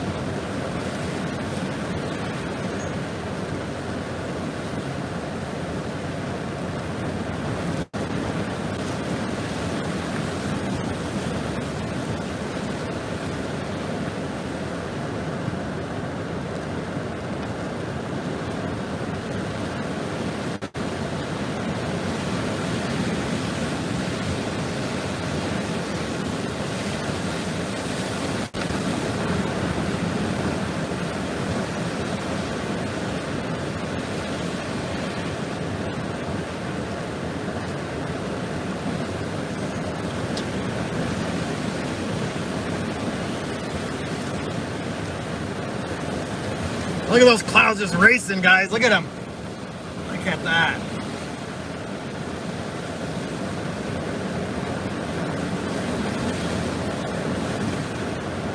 So fast.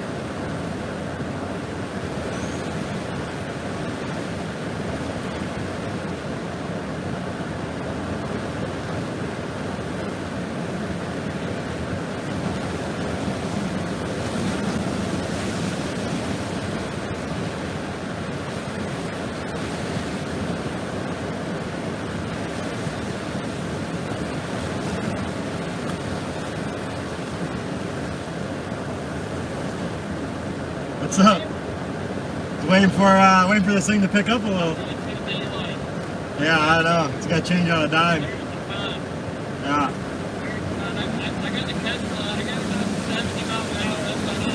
Nice. We need one more jog to the right. Yeah. And then we'll be good. What's up with these? There's no onshore flow. Yeah, I don't know. I think we're moving into water right now. Yeah, I think it's all down in Fort Myers. Yeah. I'm right on the front, but Yeah, I recognize you. What's up, Zach? you can fall back to the architect if you need to. Yeah, if I have to. Staying under until I get to. Yeah, I always just use it as a Alamo. I'll try and stay out though. I don't want to miss the eye. What? I don't want to miss the eye. I might have to move to get into the eye.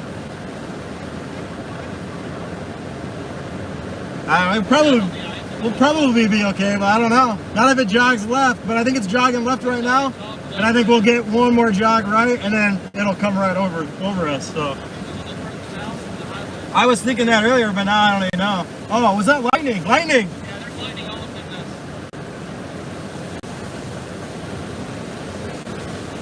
this. Lightning, guys. You see that? You gotta get screwed at some point. Yeah, I'm sure we'll get a little bit. Hey, be safe, man. Yeah, you too.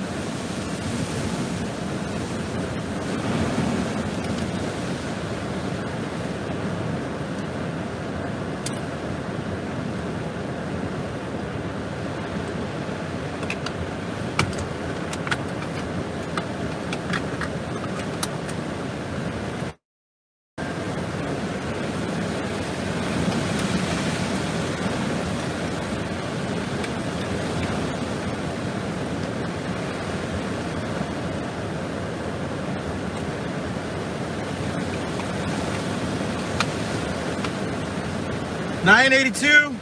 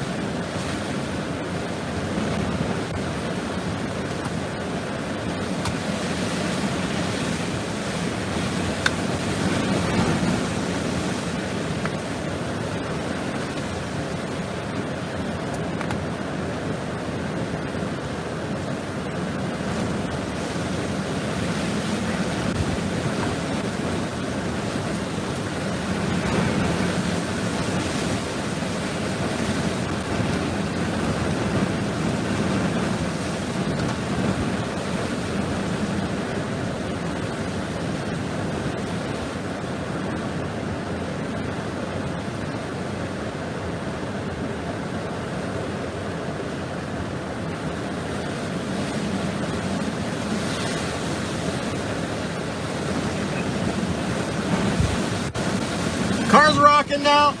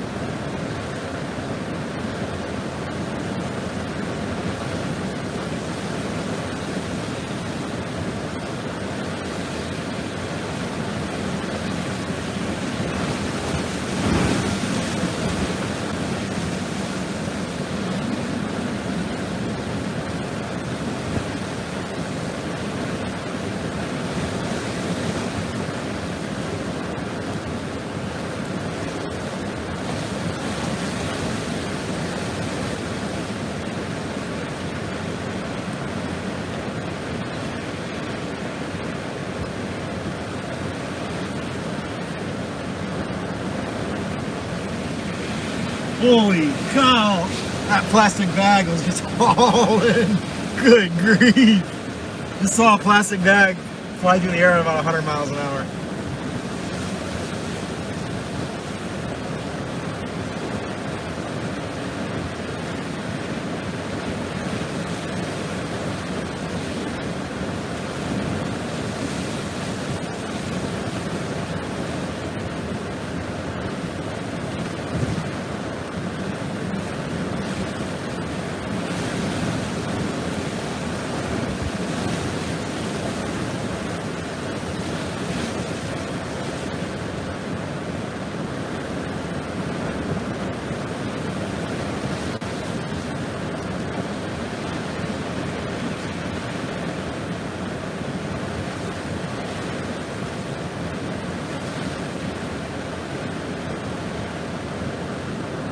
Looks like it's wobbling right now.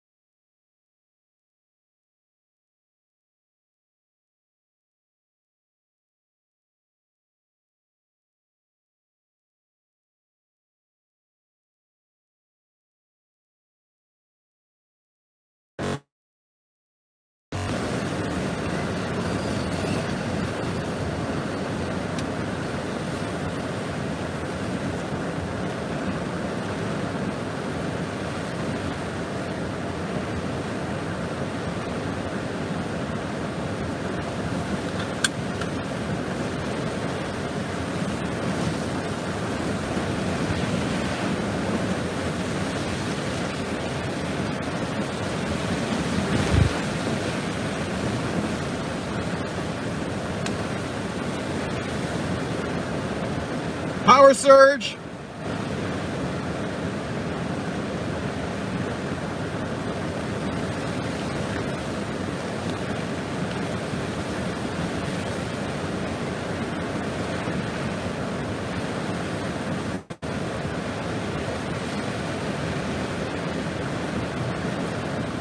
Another power surge.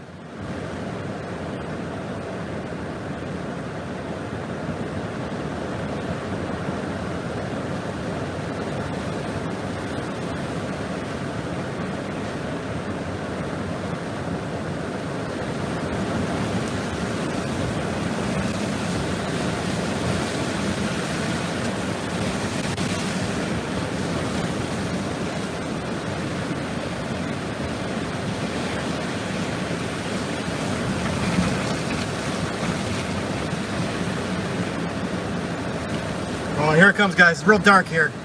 Here comes some nasty, I think.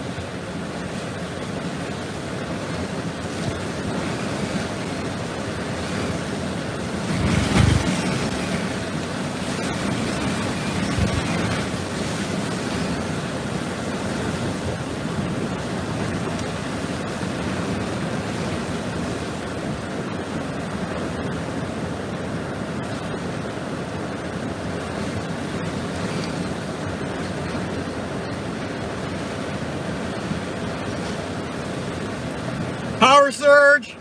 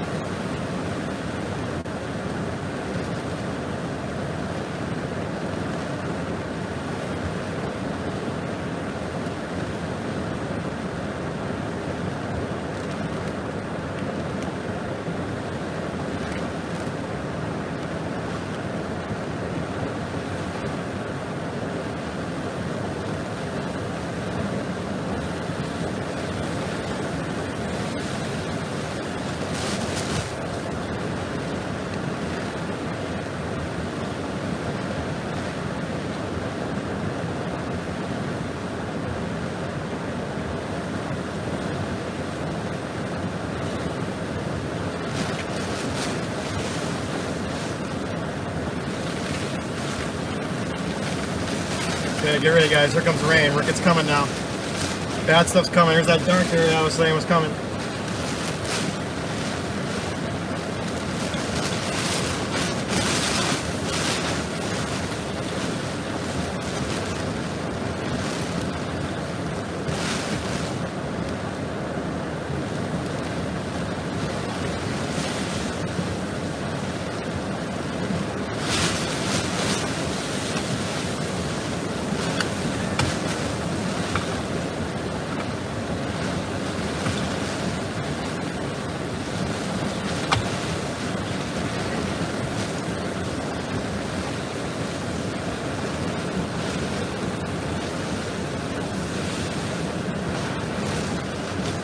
Sheet metal flying, heard it.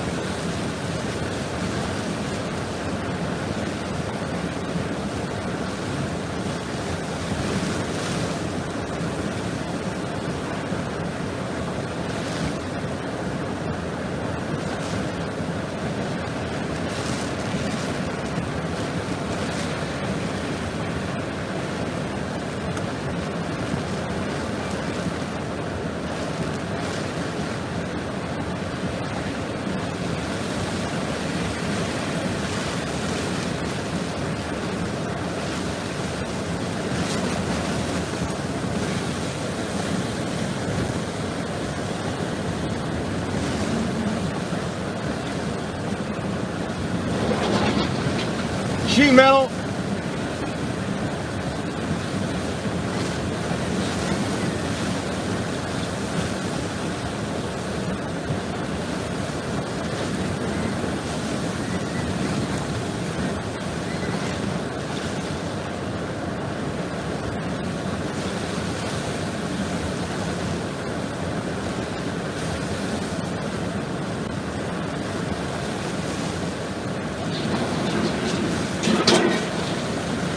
Big sheet metal flying.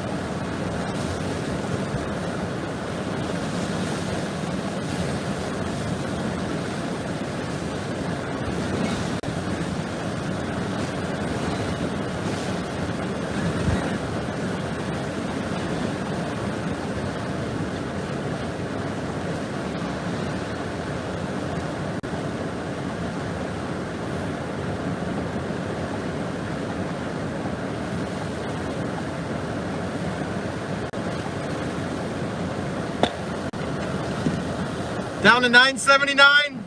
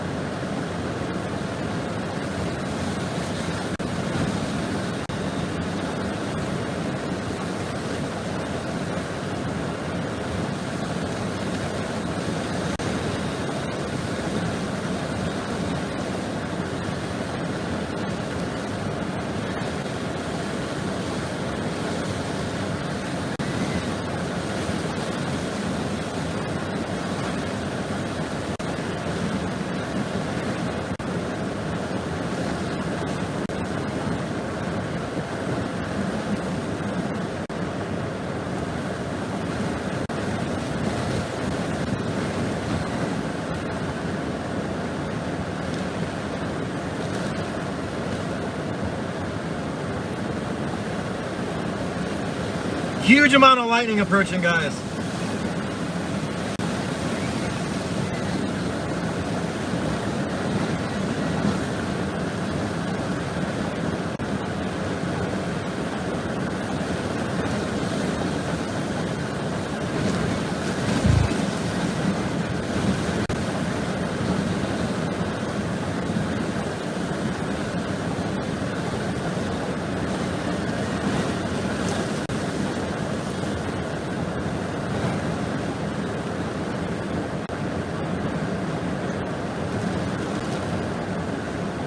Lightning!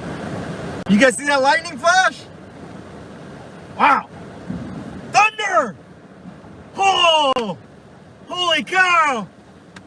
You guys hear that thunder? I've never heard thunder in a hurricane before.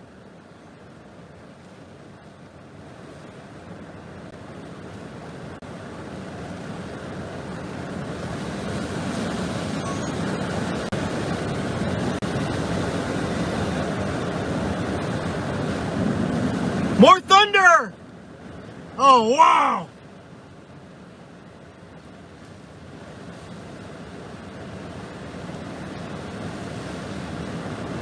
Wow! Intense winds coming, guys.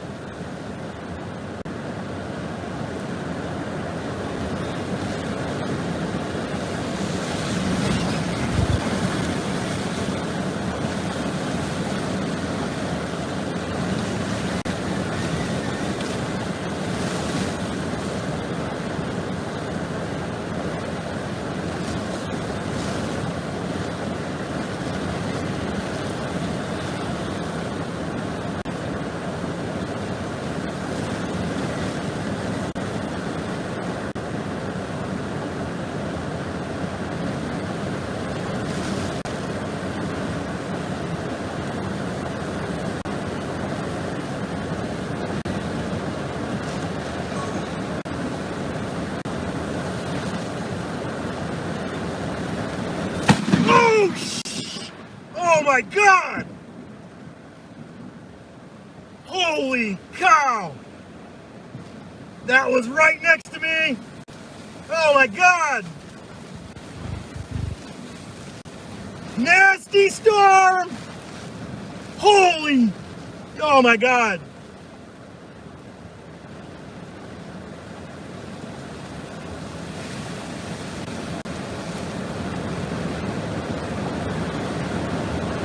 Demon storm! This storm is mad! This storm is nasty, guys! That one shook my car, it shook me! I had my hand out the window, I'm really lucky I didn't get shocked by that.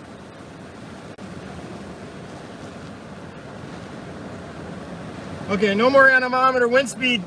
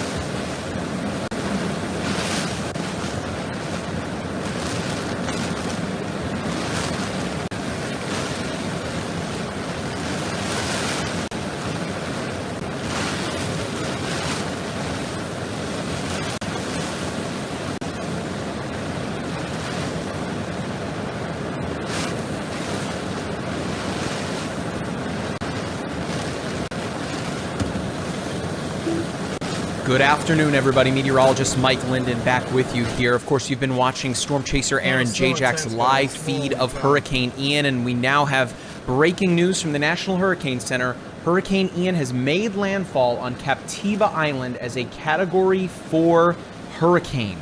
We were all wondering behind the scenes here what necessarily the National Hurricane Center was waiting for, and that's why we're going to bring in tropical weather expert Dr. David Ryglicki, of course, who worked at the National Hurricane Center.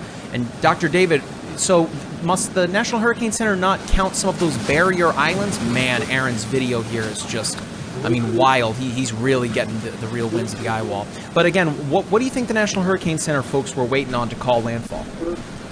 Yeah, usually landfall is when the inner edge of the eye wall, like so in the eye, makes land somewhere. I was genuinely perplexed why they waited so long. Perhaps they didn't count the barrel, because like if you're watching the radar right now, it has made landfall on Florida proper. Like there's now a couple islands directly in the eye. It could also be that that they could, since the eye is so large, they could be waiting for the center of the storm to do something like that. But yeah, I was very, because it looked to me, based on the radar imagery, we had landfall maybe what, a half hour ago. So yeah, no, this was I was very surprised by this, just as you guys. So I just saw a tweet here from Storm Chaser Aaron Jayjack, who just said he was nearly struck by lightning. A really rapidly evolving situation. Holy moly. We're seeing some signs, it looks like, out ahead of Aaron Oh, Michael. flying away here. Yeah, I Here he think goes, Erica guys. is reacting Getting to real. that as well. Getting So very Aaron real is here. really in the thick of it here. Guys, can we pull up his audio, or at least let me know that we can hear this?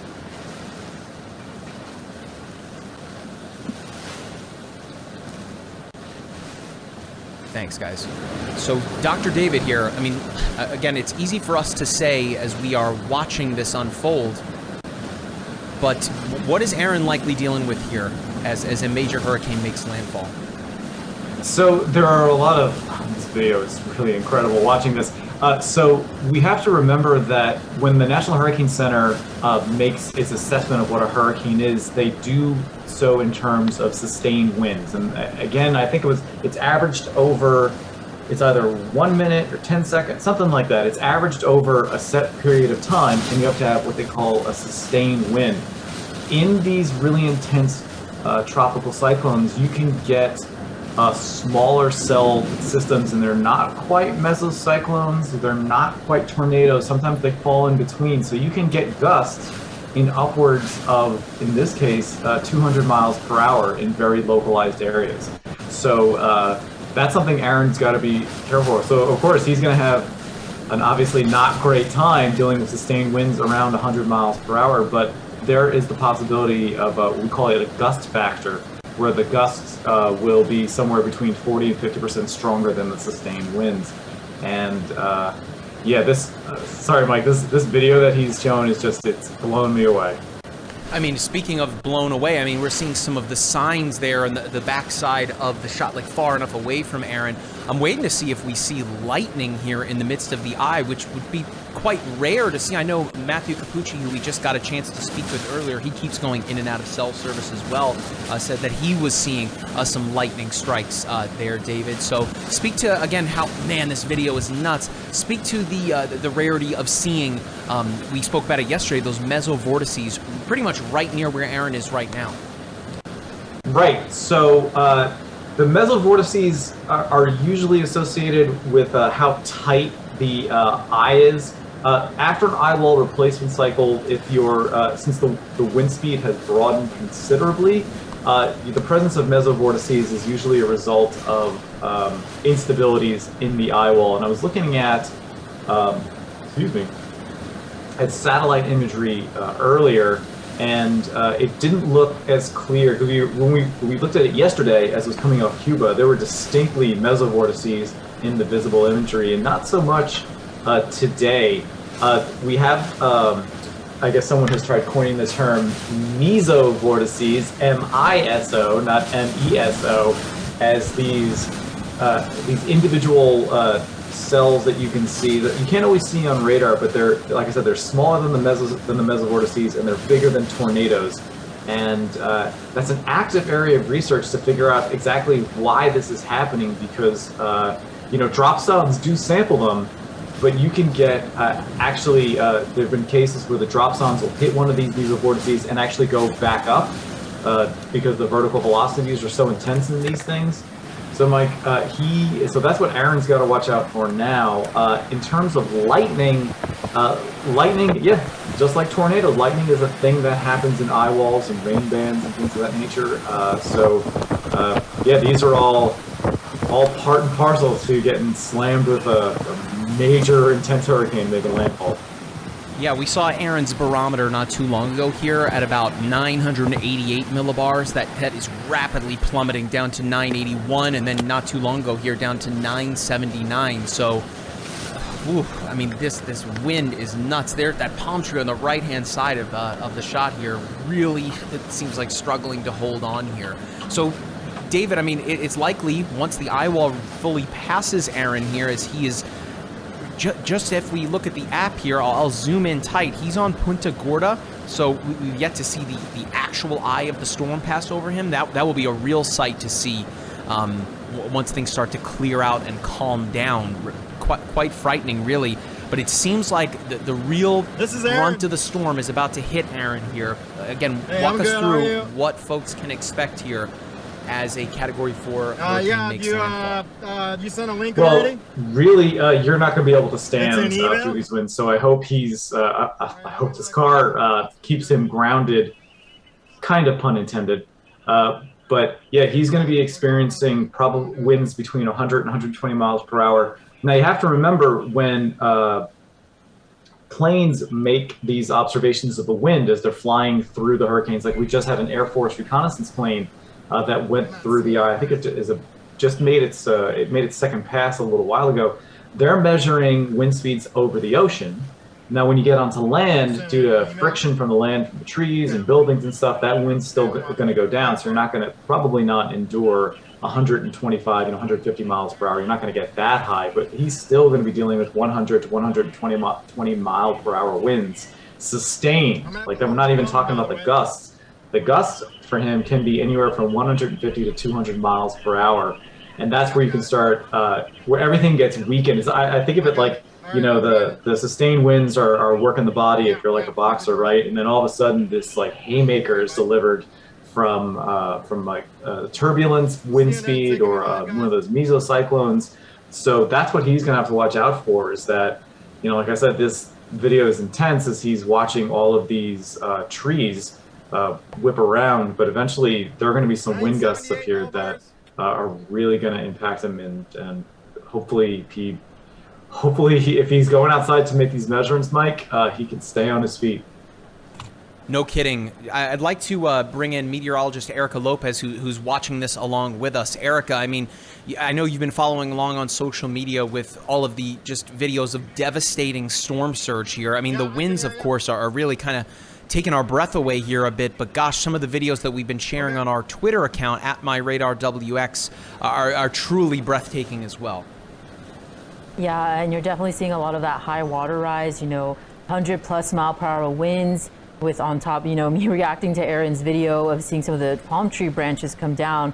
Unfortunately, this is going to be the scene all across the Florida West Coast, as this has already officially made landfall. But, definitely thinking about anybody who couldn't evacuate over that area, and especially as this goes over in inland locations. A lot to take in, I think, with this storm system. 3, 4, 5, 6, The expectation in terms of the storm surge, Erica, I mean, for folks that live along the southwestern portion of the state, from Bonita Springs through to Fort Myers and Punta Gorda and up near Venice and Sarasota, I mean, what are some of the numbers that folks can expect there in terms of the storm surge? I mean, we already saw some reports earlier today from storm chasers, including Aaron Jayjack there, with upwards of 9 to 10 feet. We shared some videos from Naples not too long ago here, just to the southeast of the storm. So what's the expectation as we continue to see this make landfall?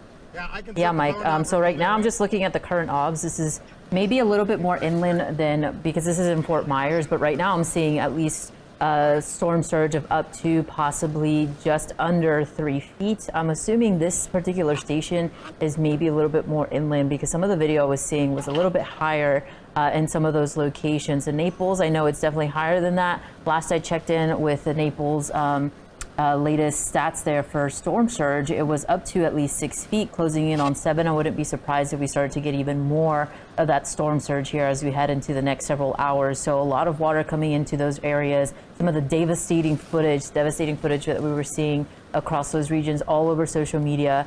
You're seeing it all over social media. Those Fort Myers, we're seeing all of that footage, and even Naples, some of that. Even I was showing y'all that video from the Naples Fire Rescue, where we were already seeing some of those power lines down as well. So not only is storm surge one of the biggest impacts with the storm, but also the wind, as you're seeing there on your screen.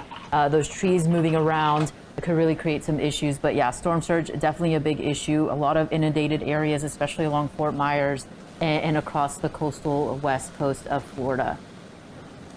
All right, so we are going to step away here, and we're going to turn up Aaron's audio for those of you in the chat that want to hear it. So here we go. This is Hurricane Ian making landfall as a major Category 4 hurricane over southwest Florida.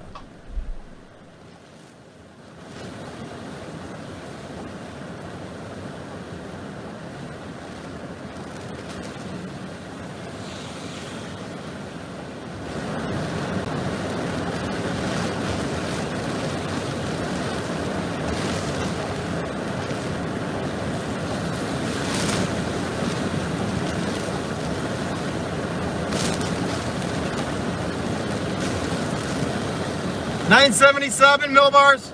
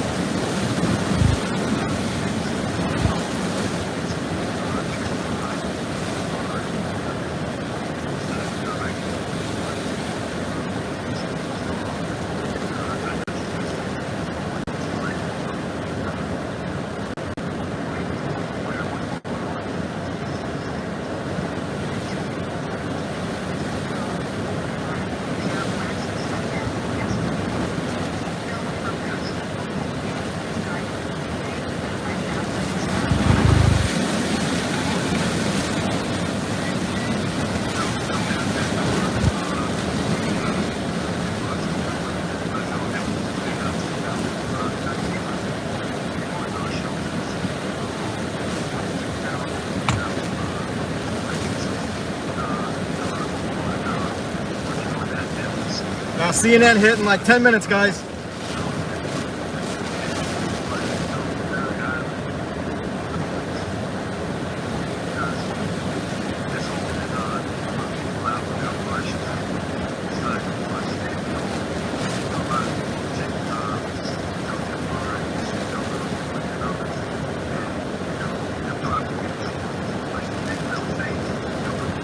Hearing security alarms beeping.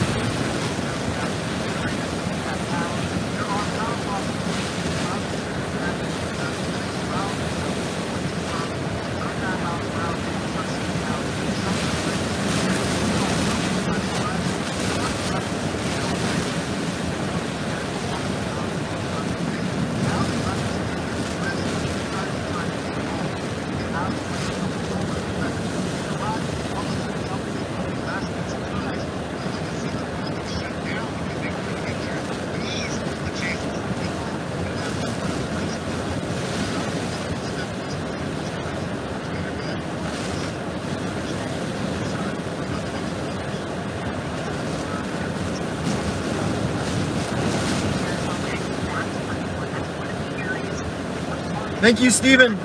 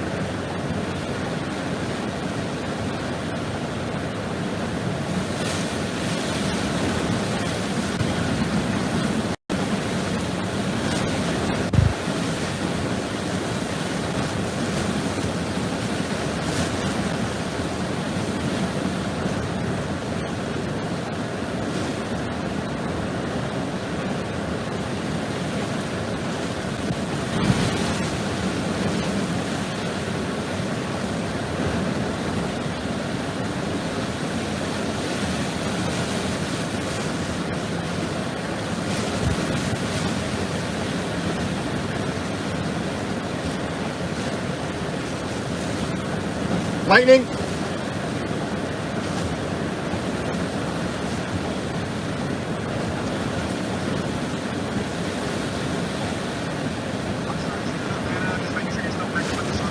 Yeah, I can hear you. Can you hear me?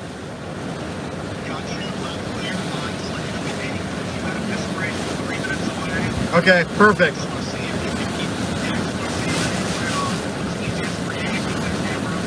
Yeah. Yeah. Well, can you see the camera right now?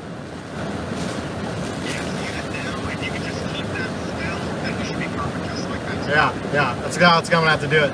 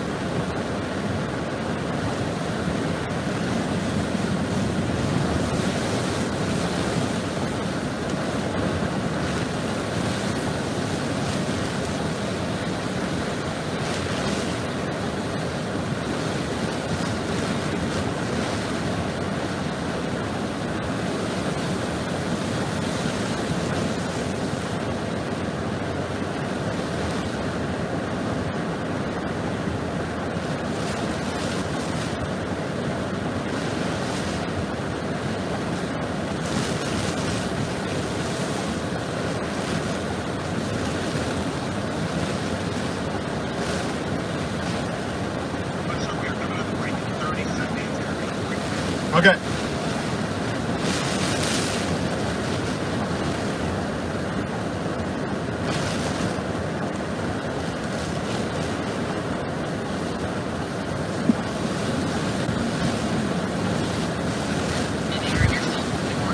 That's correct. Thank you, sir.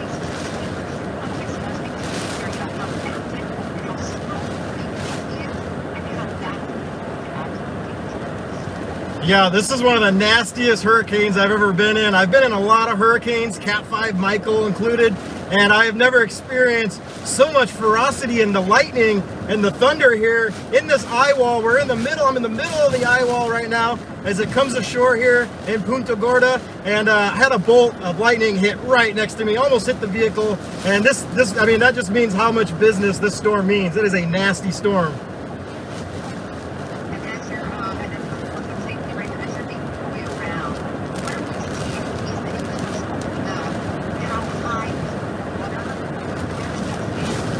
Yeah, right now I'm actually quite surprised. We do still have power here. I see a stoplight just down the road. The power is standing up, but I do expect it. We haven't gotten to the worst of it yet. The worst of it is still to come, that inner eye wall right before we enter the eye of the storm, and I expect to get just hit by those Cat 4 winds at that point when we get into that inner eye wall.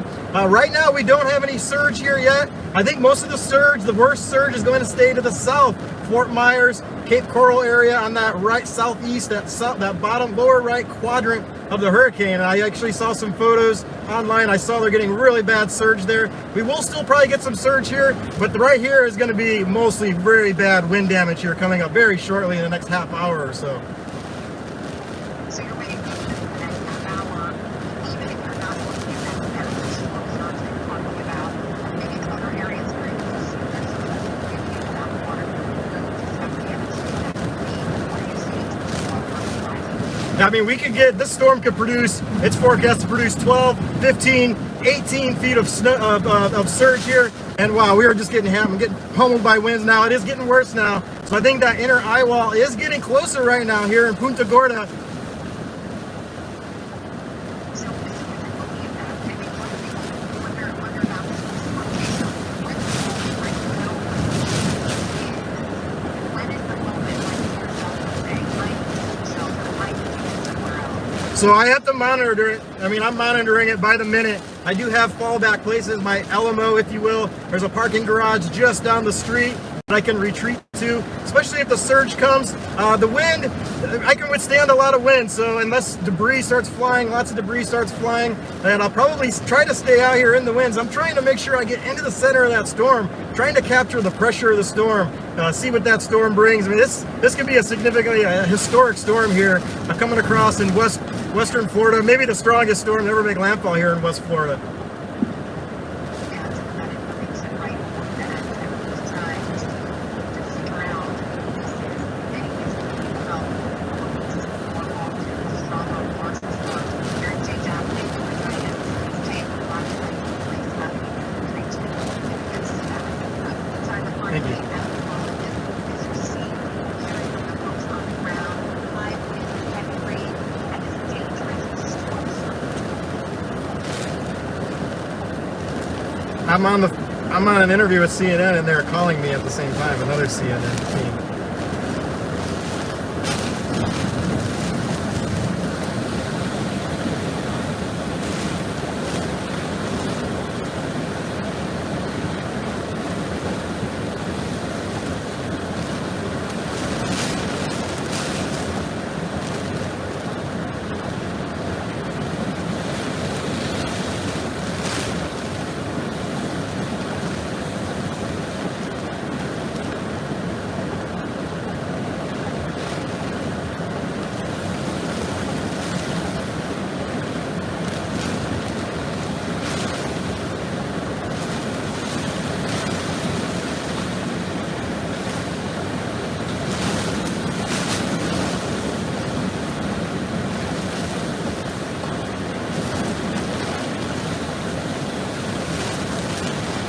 Oh, wow, wow. It's getting bad, guys. Holy cow.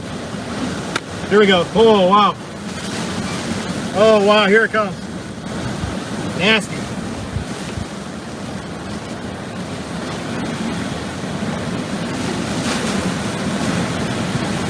Car's rocking. Wow. Wow.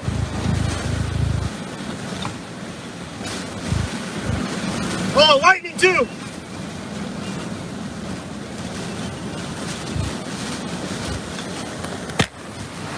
Wow, big burst there.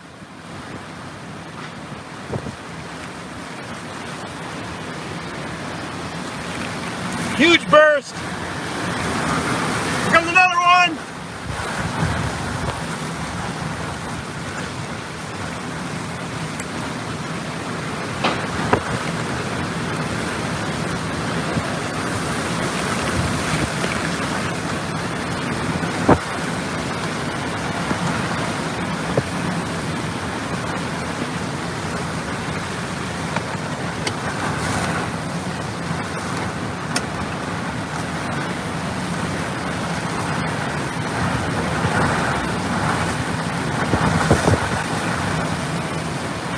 Not even to the worst of it yet, guys. We're still only in the middle of the eye wall.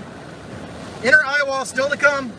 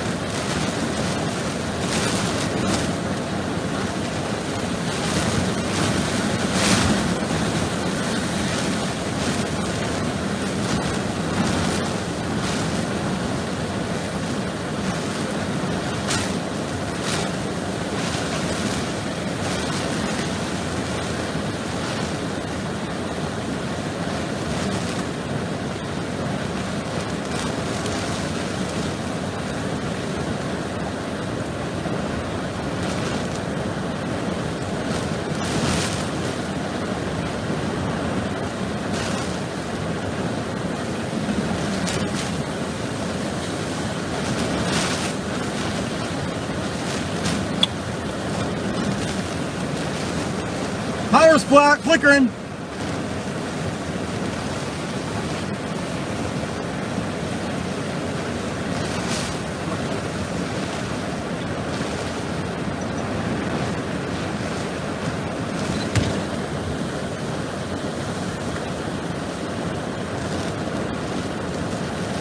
This is Aaron.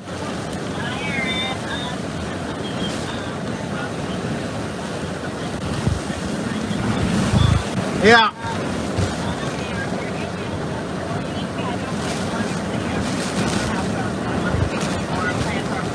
Yeah, as long as I got cell service, I'll probably try to look for it at some point. So, yeah, we can try. Yeah. What should we do in the morning if we want to talk to like where would you don't really, right? Not really, but I am gonna try to fall back to Fort Myers after the eye passes. So I might be in Fort Myers. We'll just have to see. I don't know. Oh, power's going out. Yeah, just give me a call in the morning. Yeah, thanks. Yeah, bye.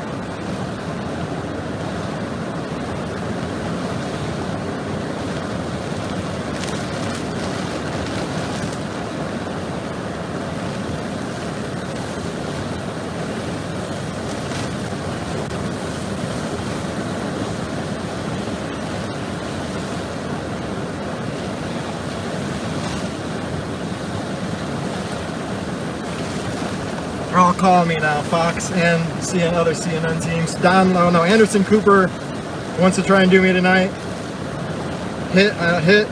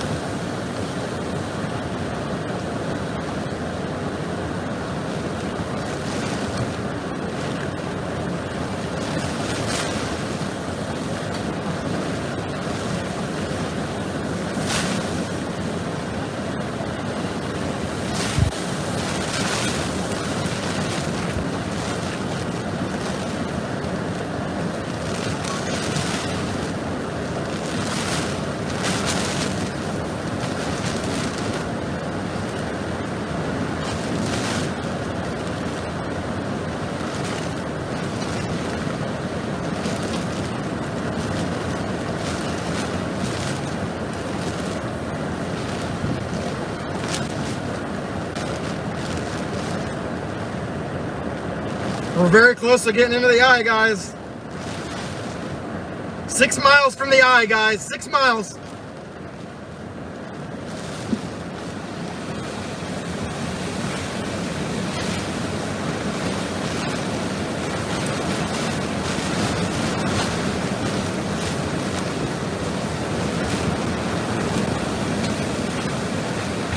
Lots of debris flying.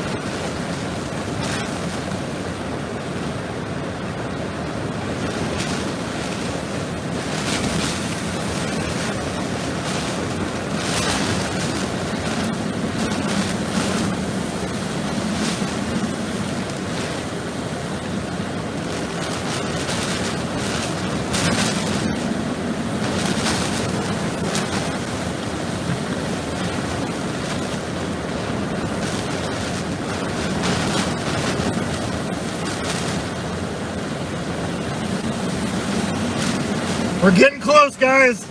It's coming. Eye is coming. We're gonna get in the eye.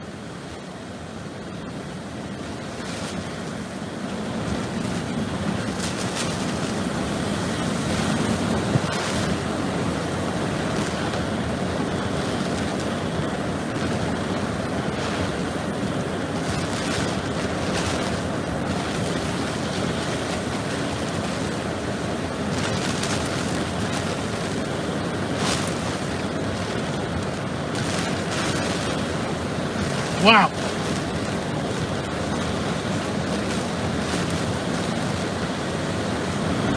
Wow. Oh, here we go. Very strong winds. Oh my God.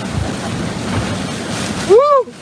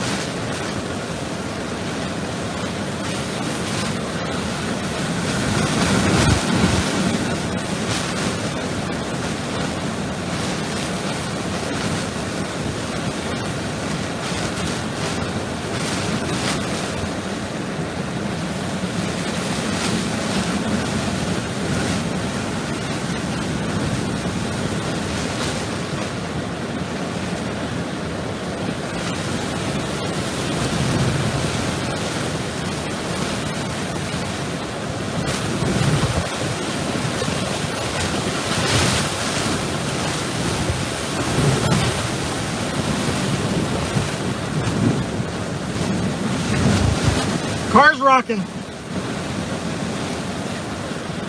Security alarms blaring. 971.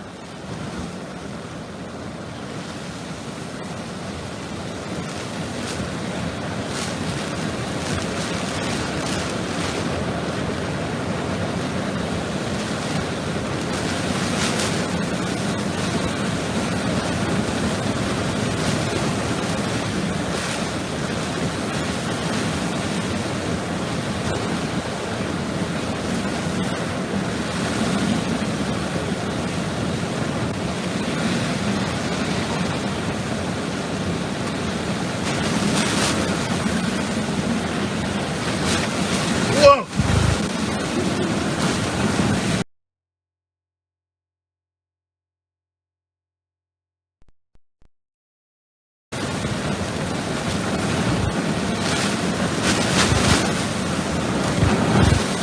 Huge gusts!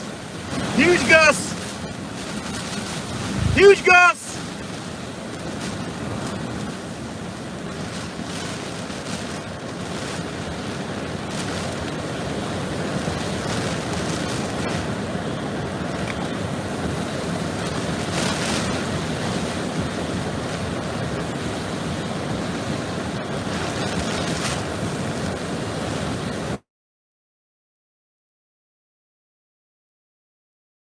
Alert!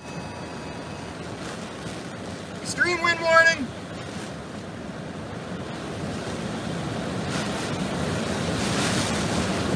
Worst of it's coming now! A few more miles from the eye!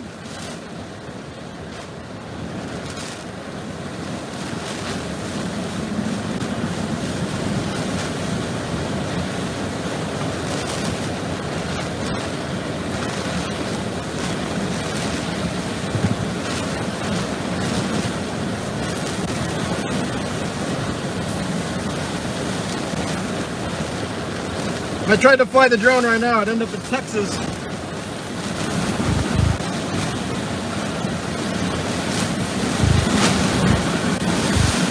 Oh, oh, there we go.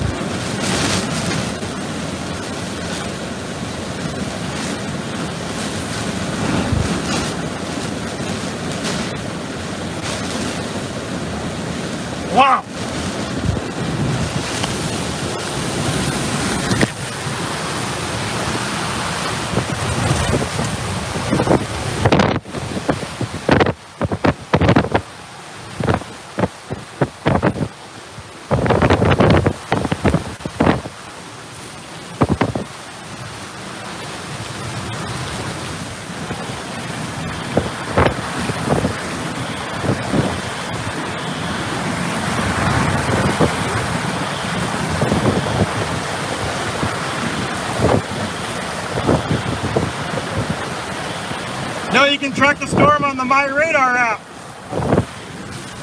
Get the MyRadar app, you'll see exactly what's going on around here. Almost in the eye. Major Hurricane Ian. Big time winds coming now. Getting to the inner eye wall. Trees down over there. Getting into the inner eye wall here very soon. Almost in the eye.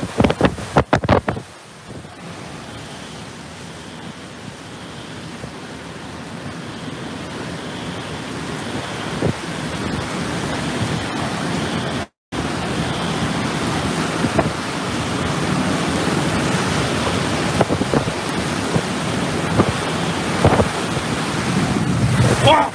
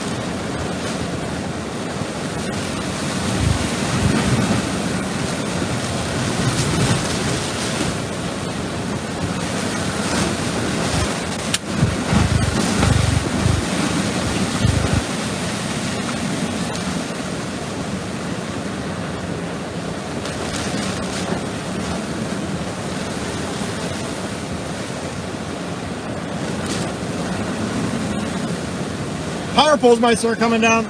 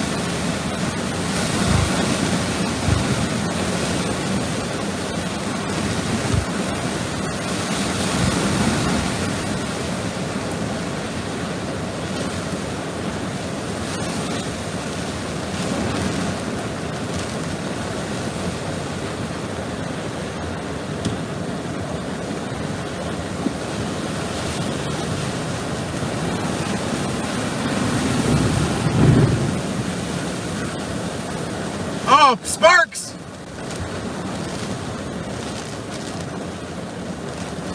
What was sparking?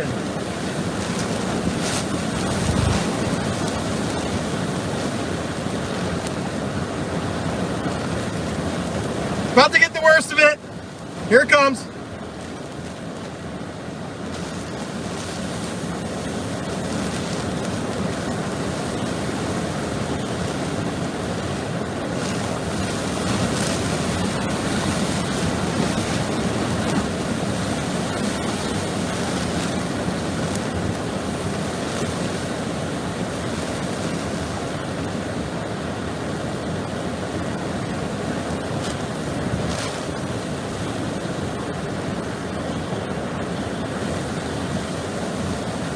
Gonna have to move south, guys, to get into the eye.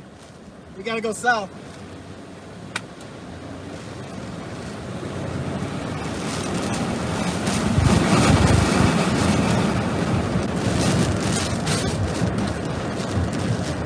This is northbound. I need 41 southbound.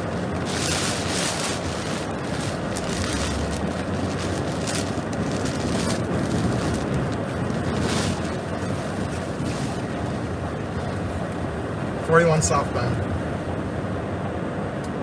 We gotta go south, guys. We gotta go south.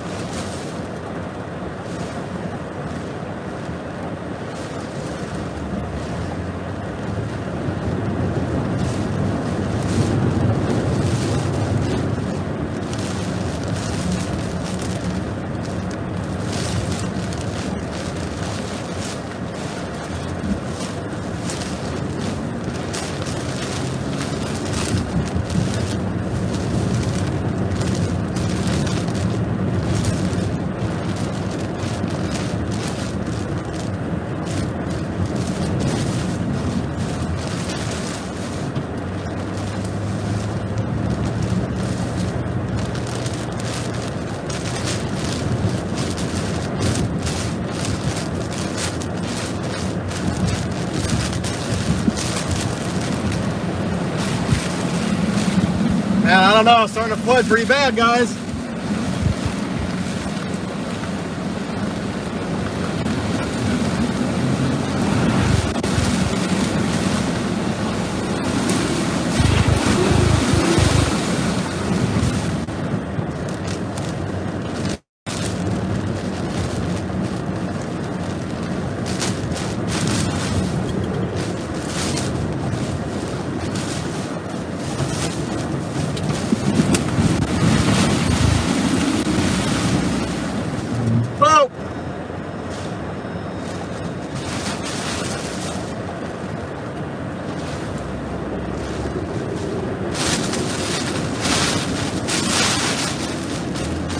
I think it's got too much street flooding, guys.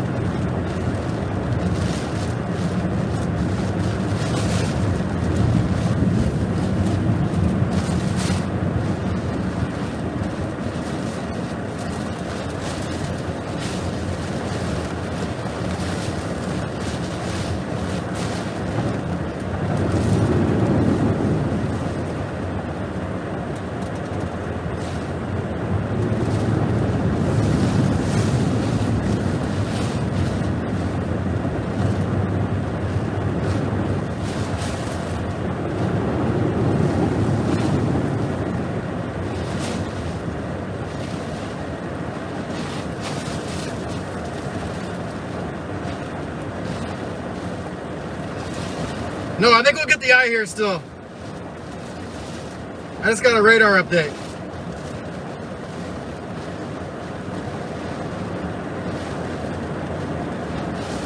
I think we're gonna get it here. We're almost in the eye, guys.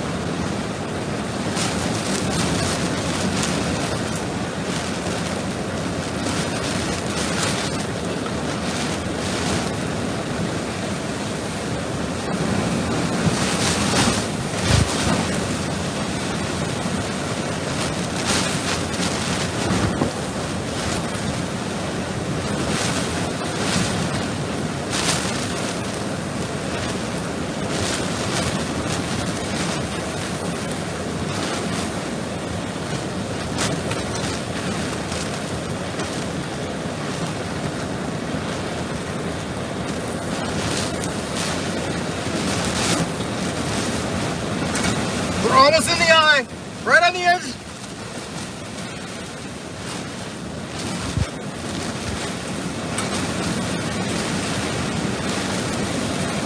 Flash flood warnings just to my west. Huge winds. Power surge. How's that stoplight still working?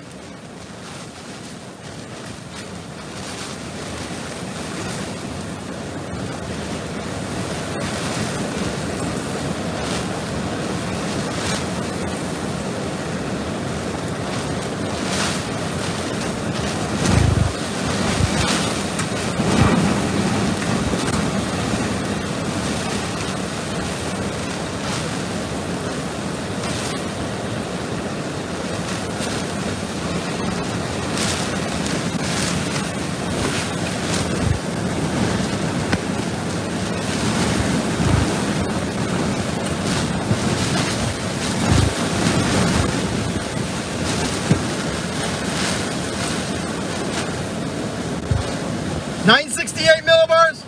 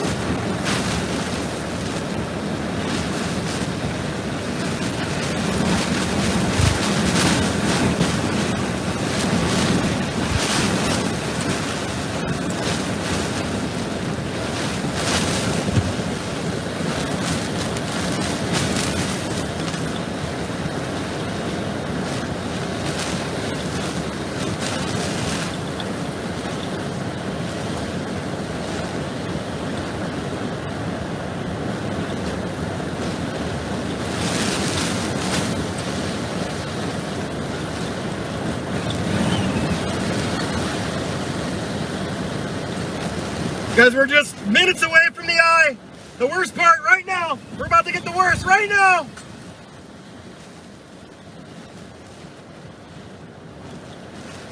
Mesovortices reaching into the eye. To the south. To the southwest. To the west-southwest of me.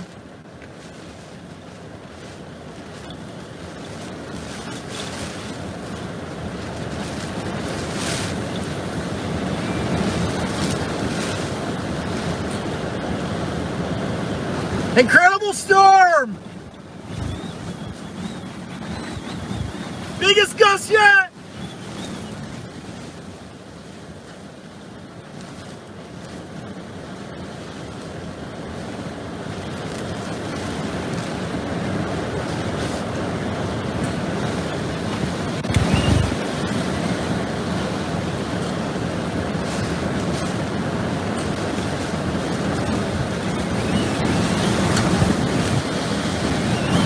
It's clearing out, guys! It's getting clear! Getting brighter! Almost in the eye!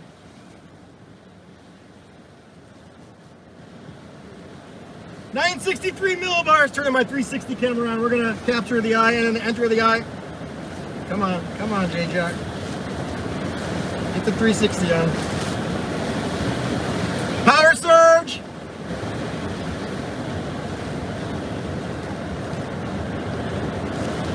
Oh, it's clear. It's calming down, maybe. No, I can't be in it yet. I think we got more.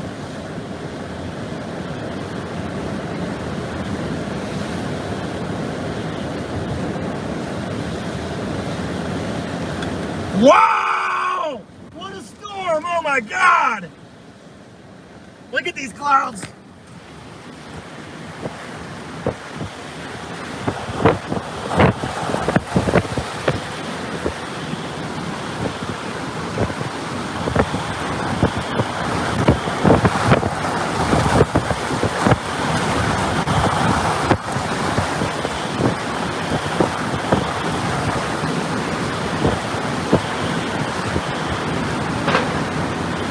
Punta Gorda is holding up fairly well, you guys.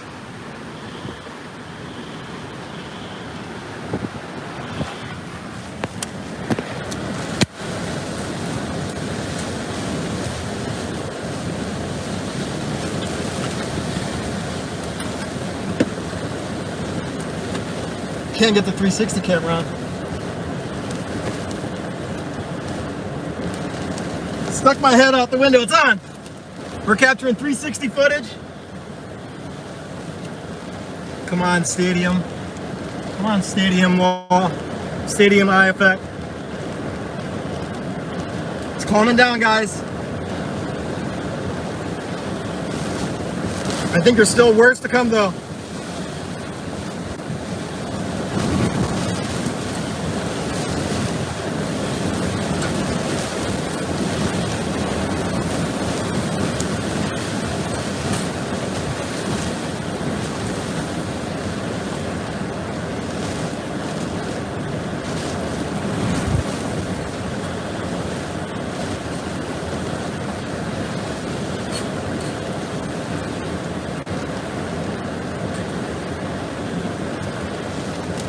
It's wobbling back this way, guys. It's gonna wobble this way. We're gonna get the eye. It's gonna wobble this way. It's wobbling. It's a wobbler!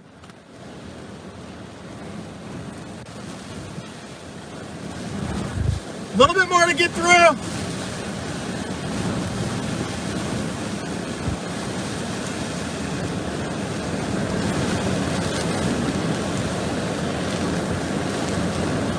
Power flash!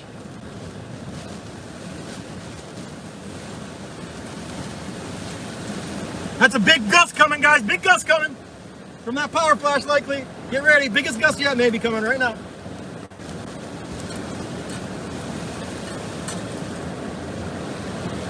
$966 millibars.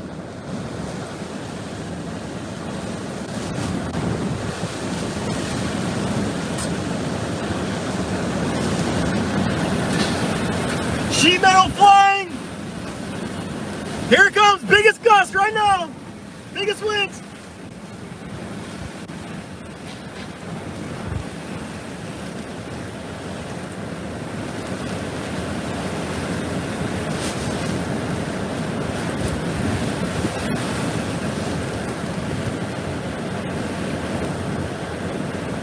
Power flash off to my right and a surge sound.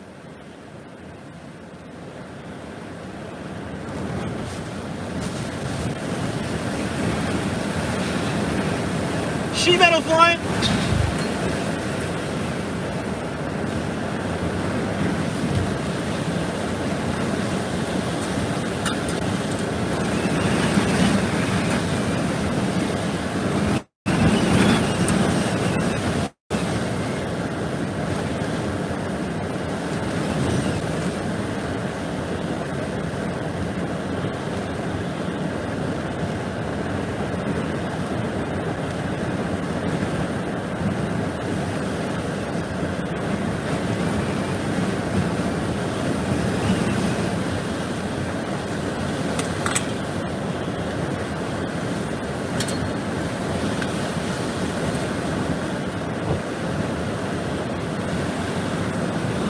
Oh my God, nature's fury!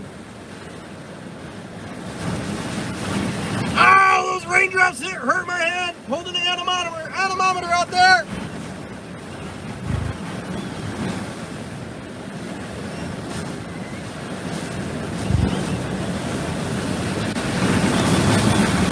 Oh my God, they sting.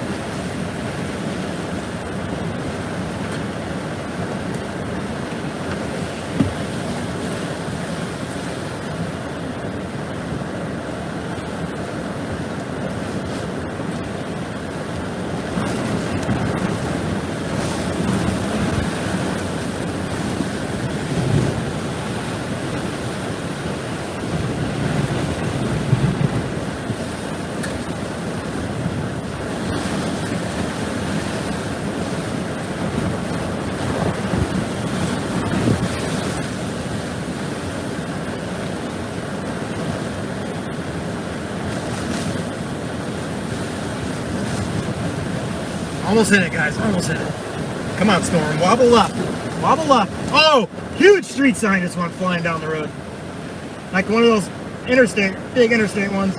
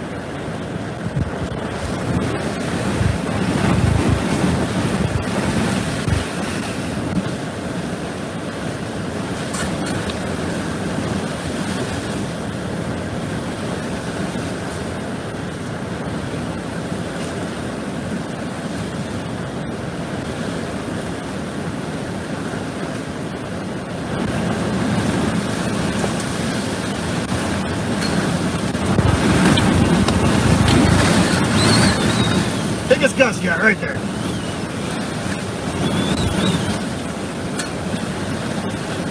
Debris flying everywhere.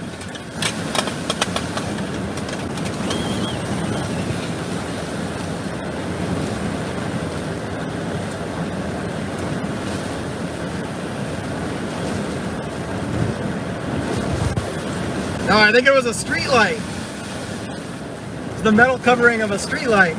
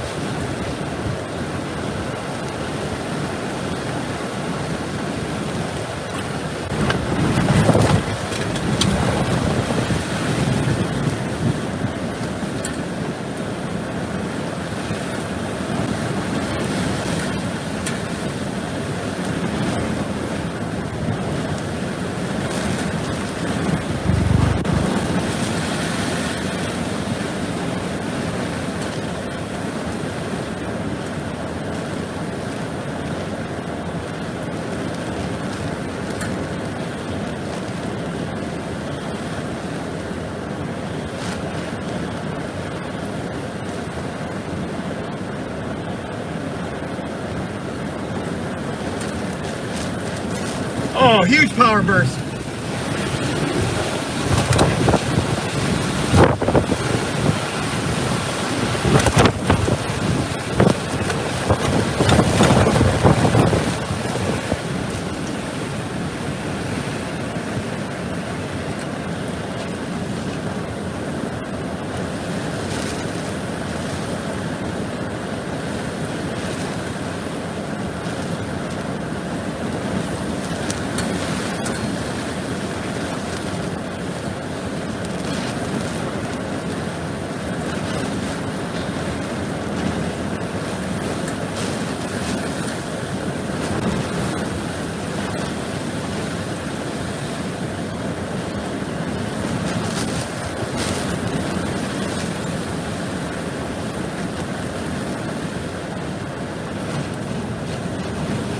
Come on, Storm, wobble left.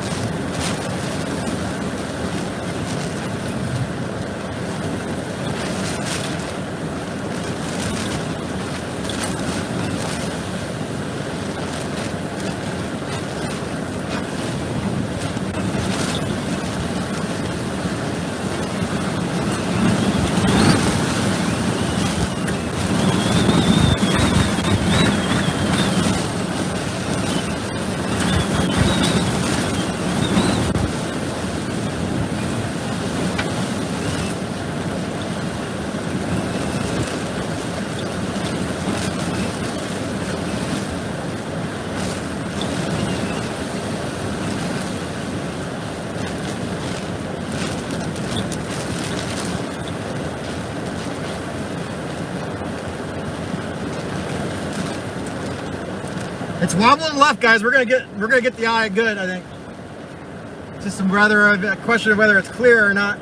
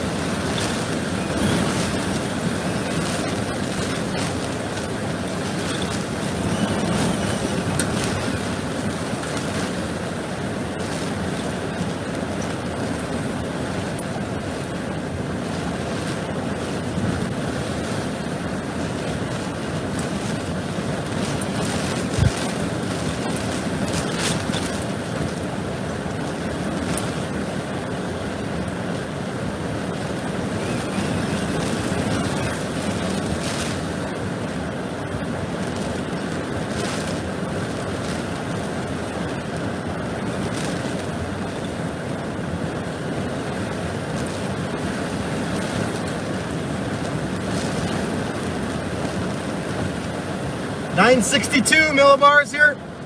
Oh wait, that was, yeah, the minimum was 962. 964 right now. We hit 962. Should go down more as we get to the very center. Or closer to the center. We're still barely into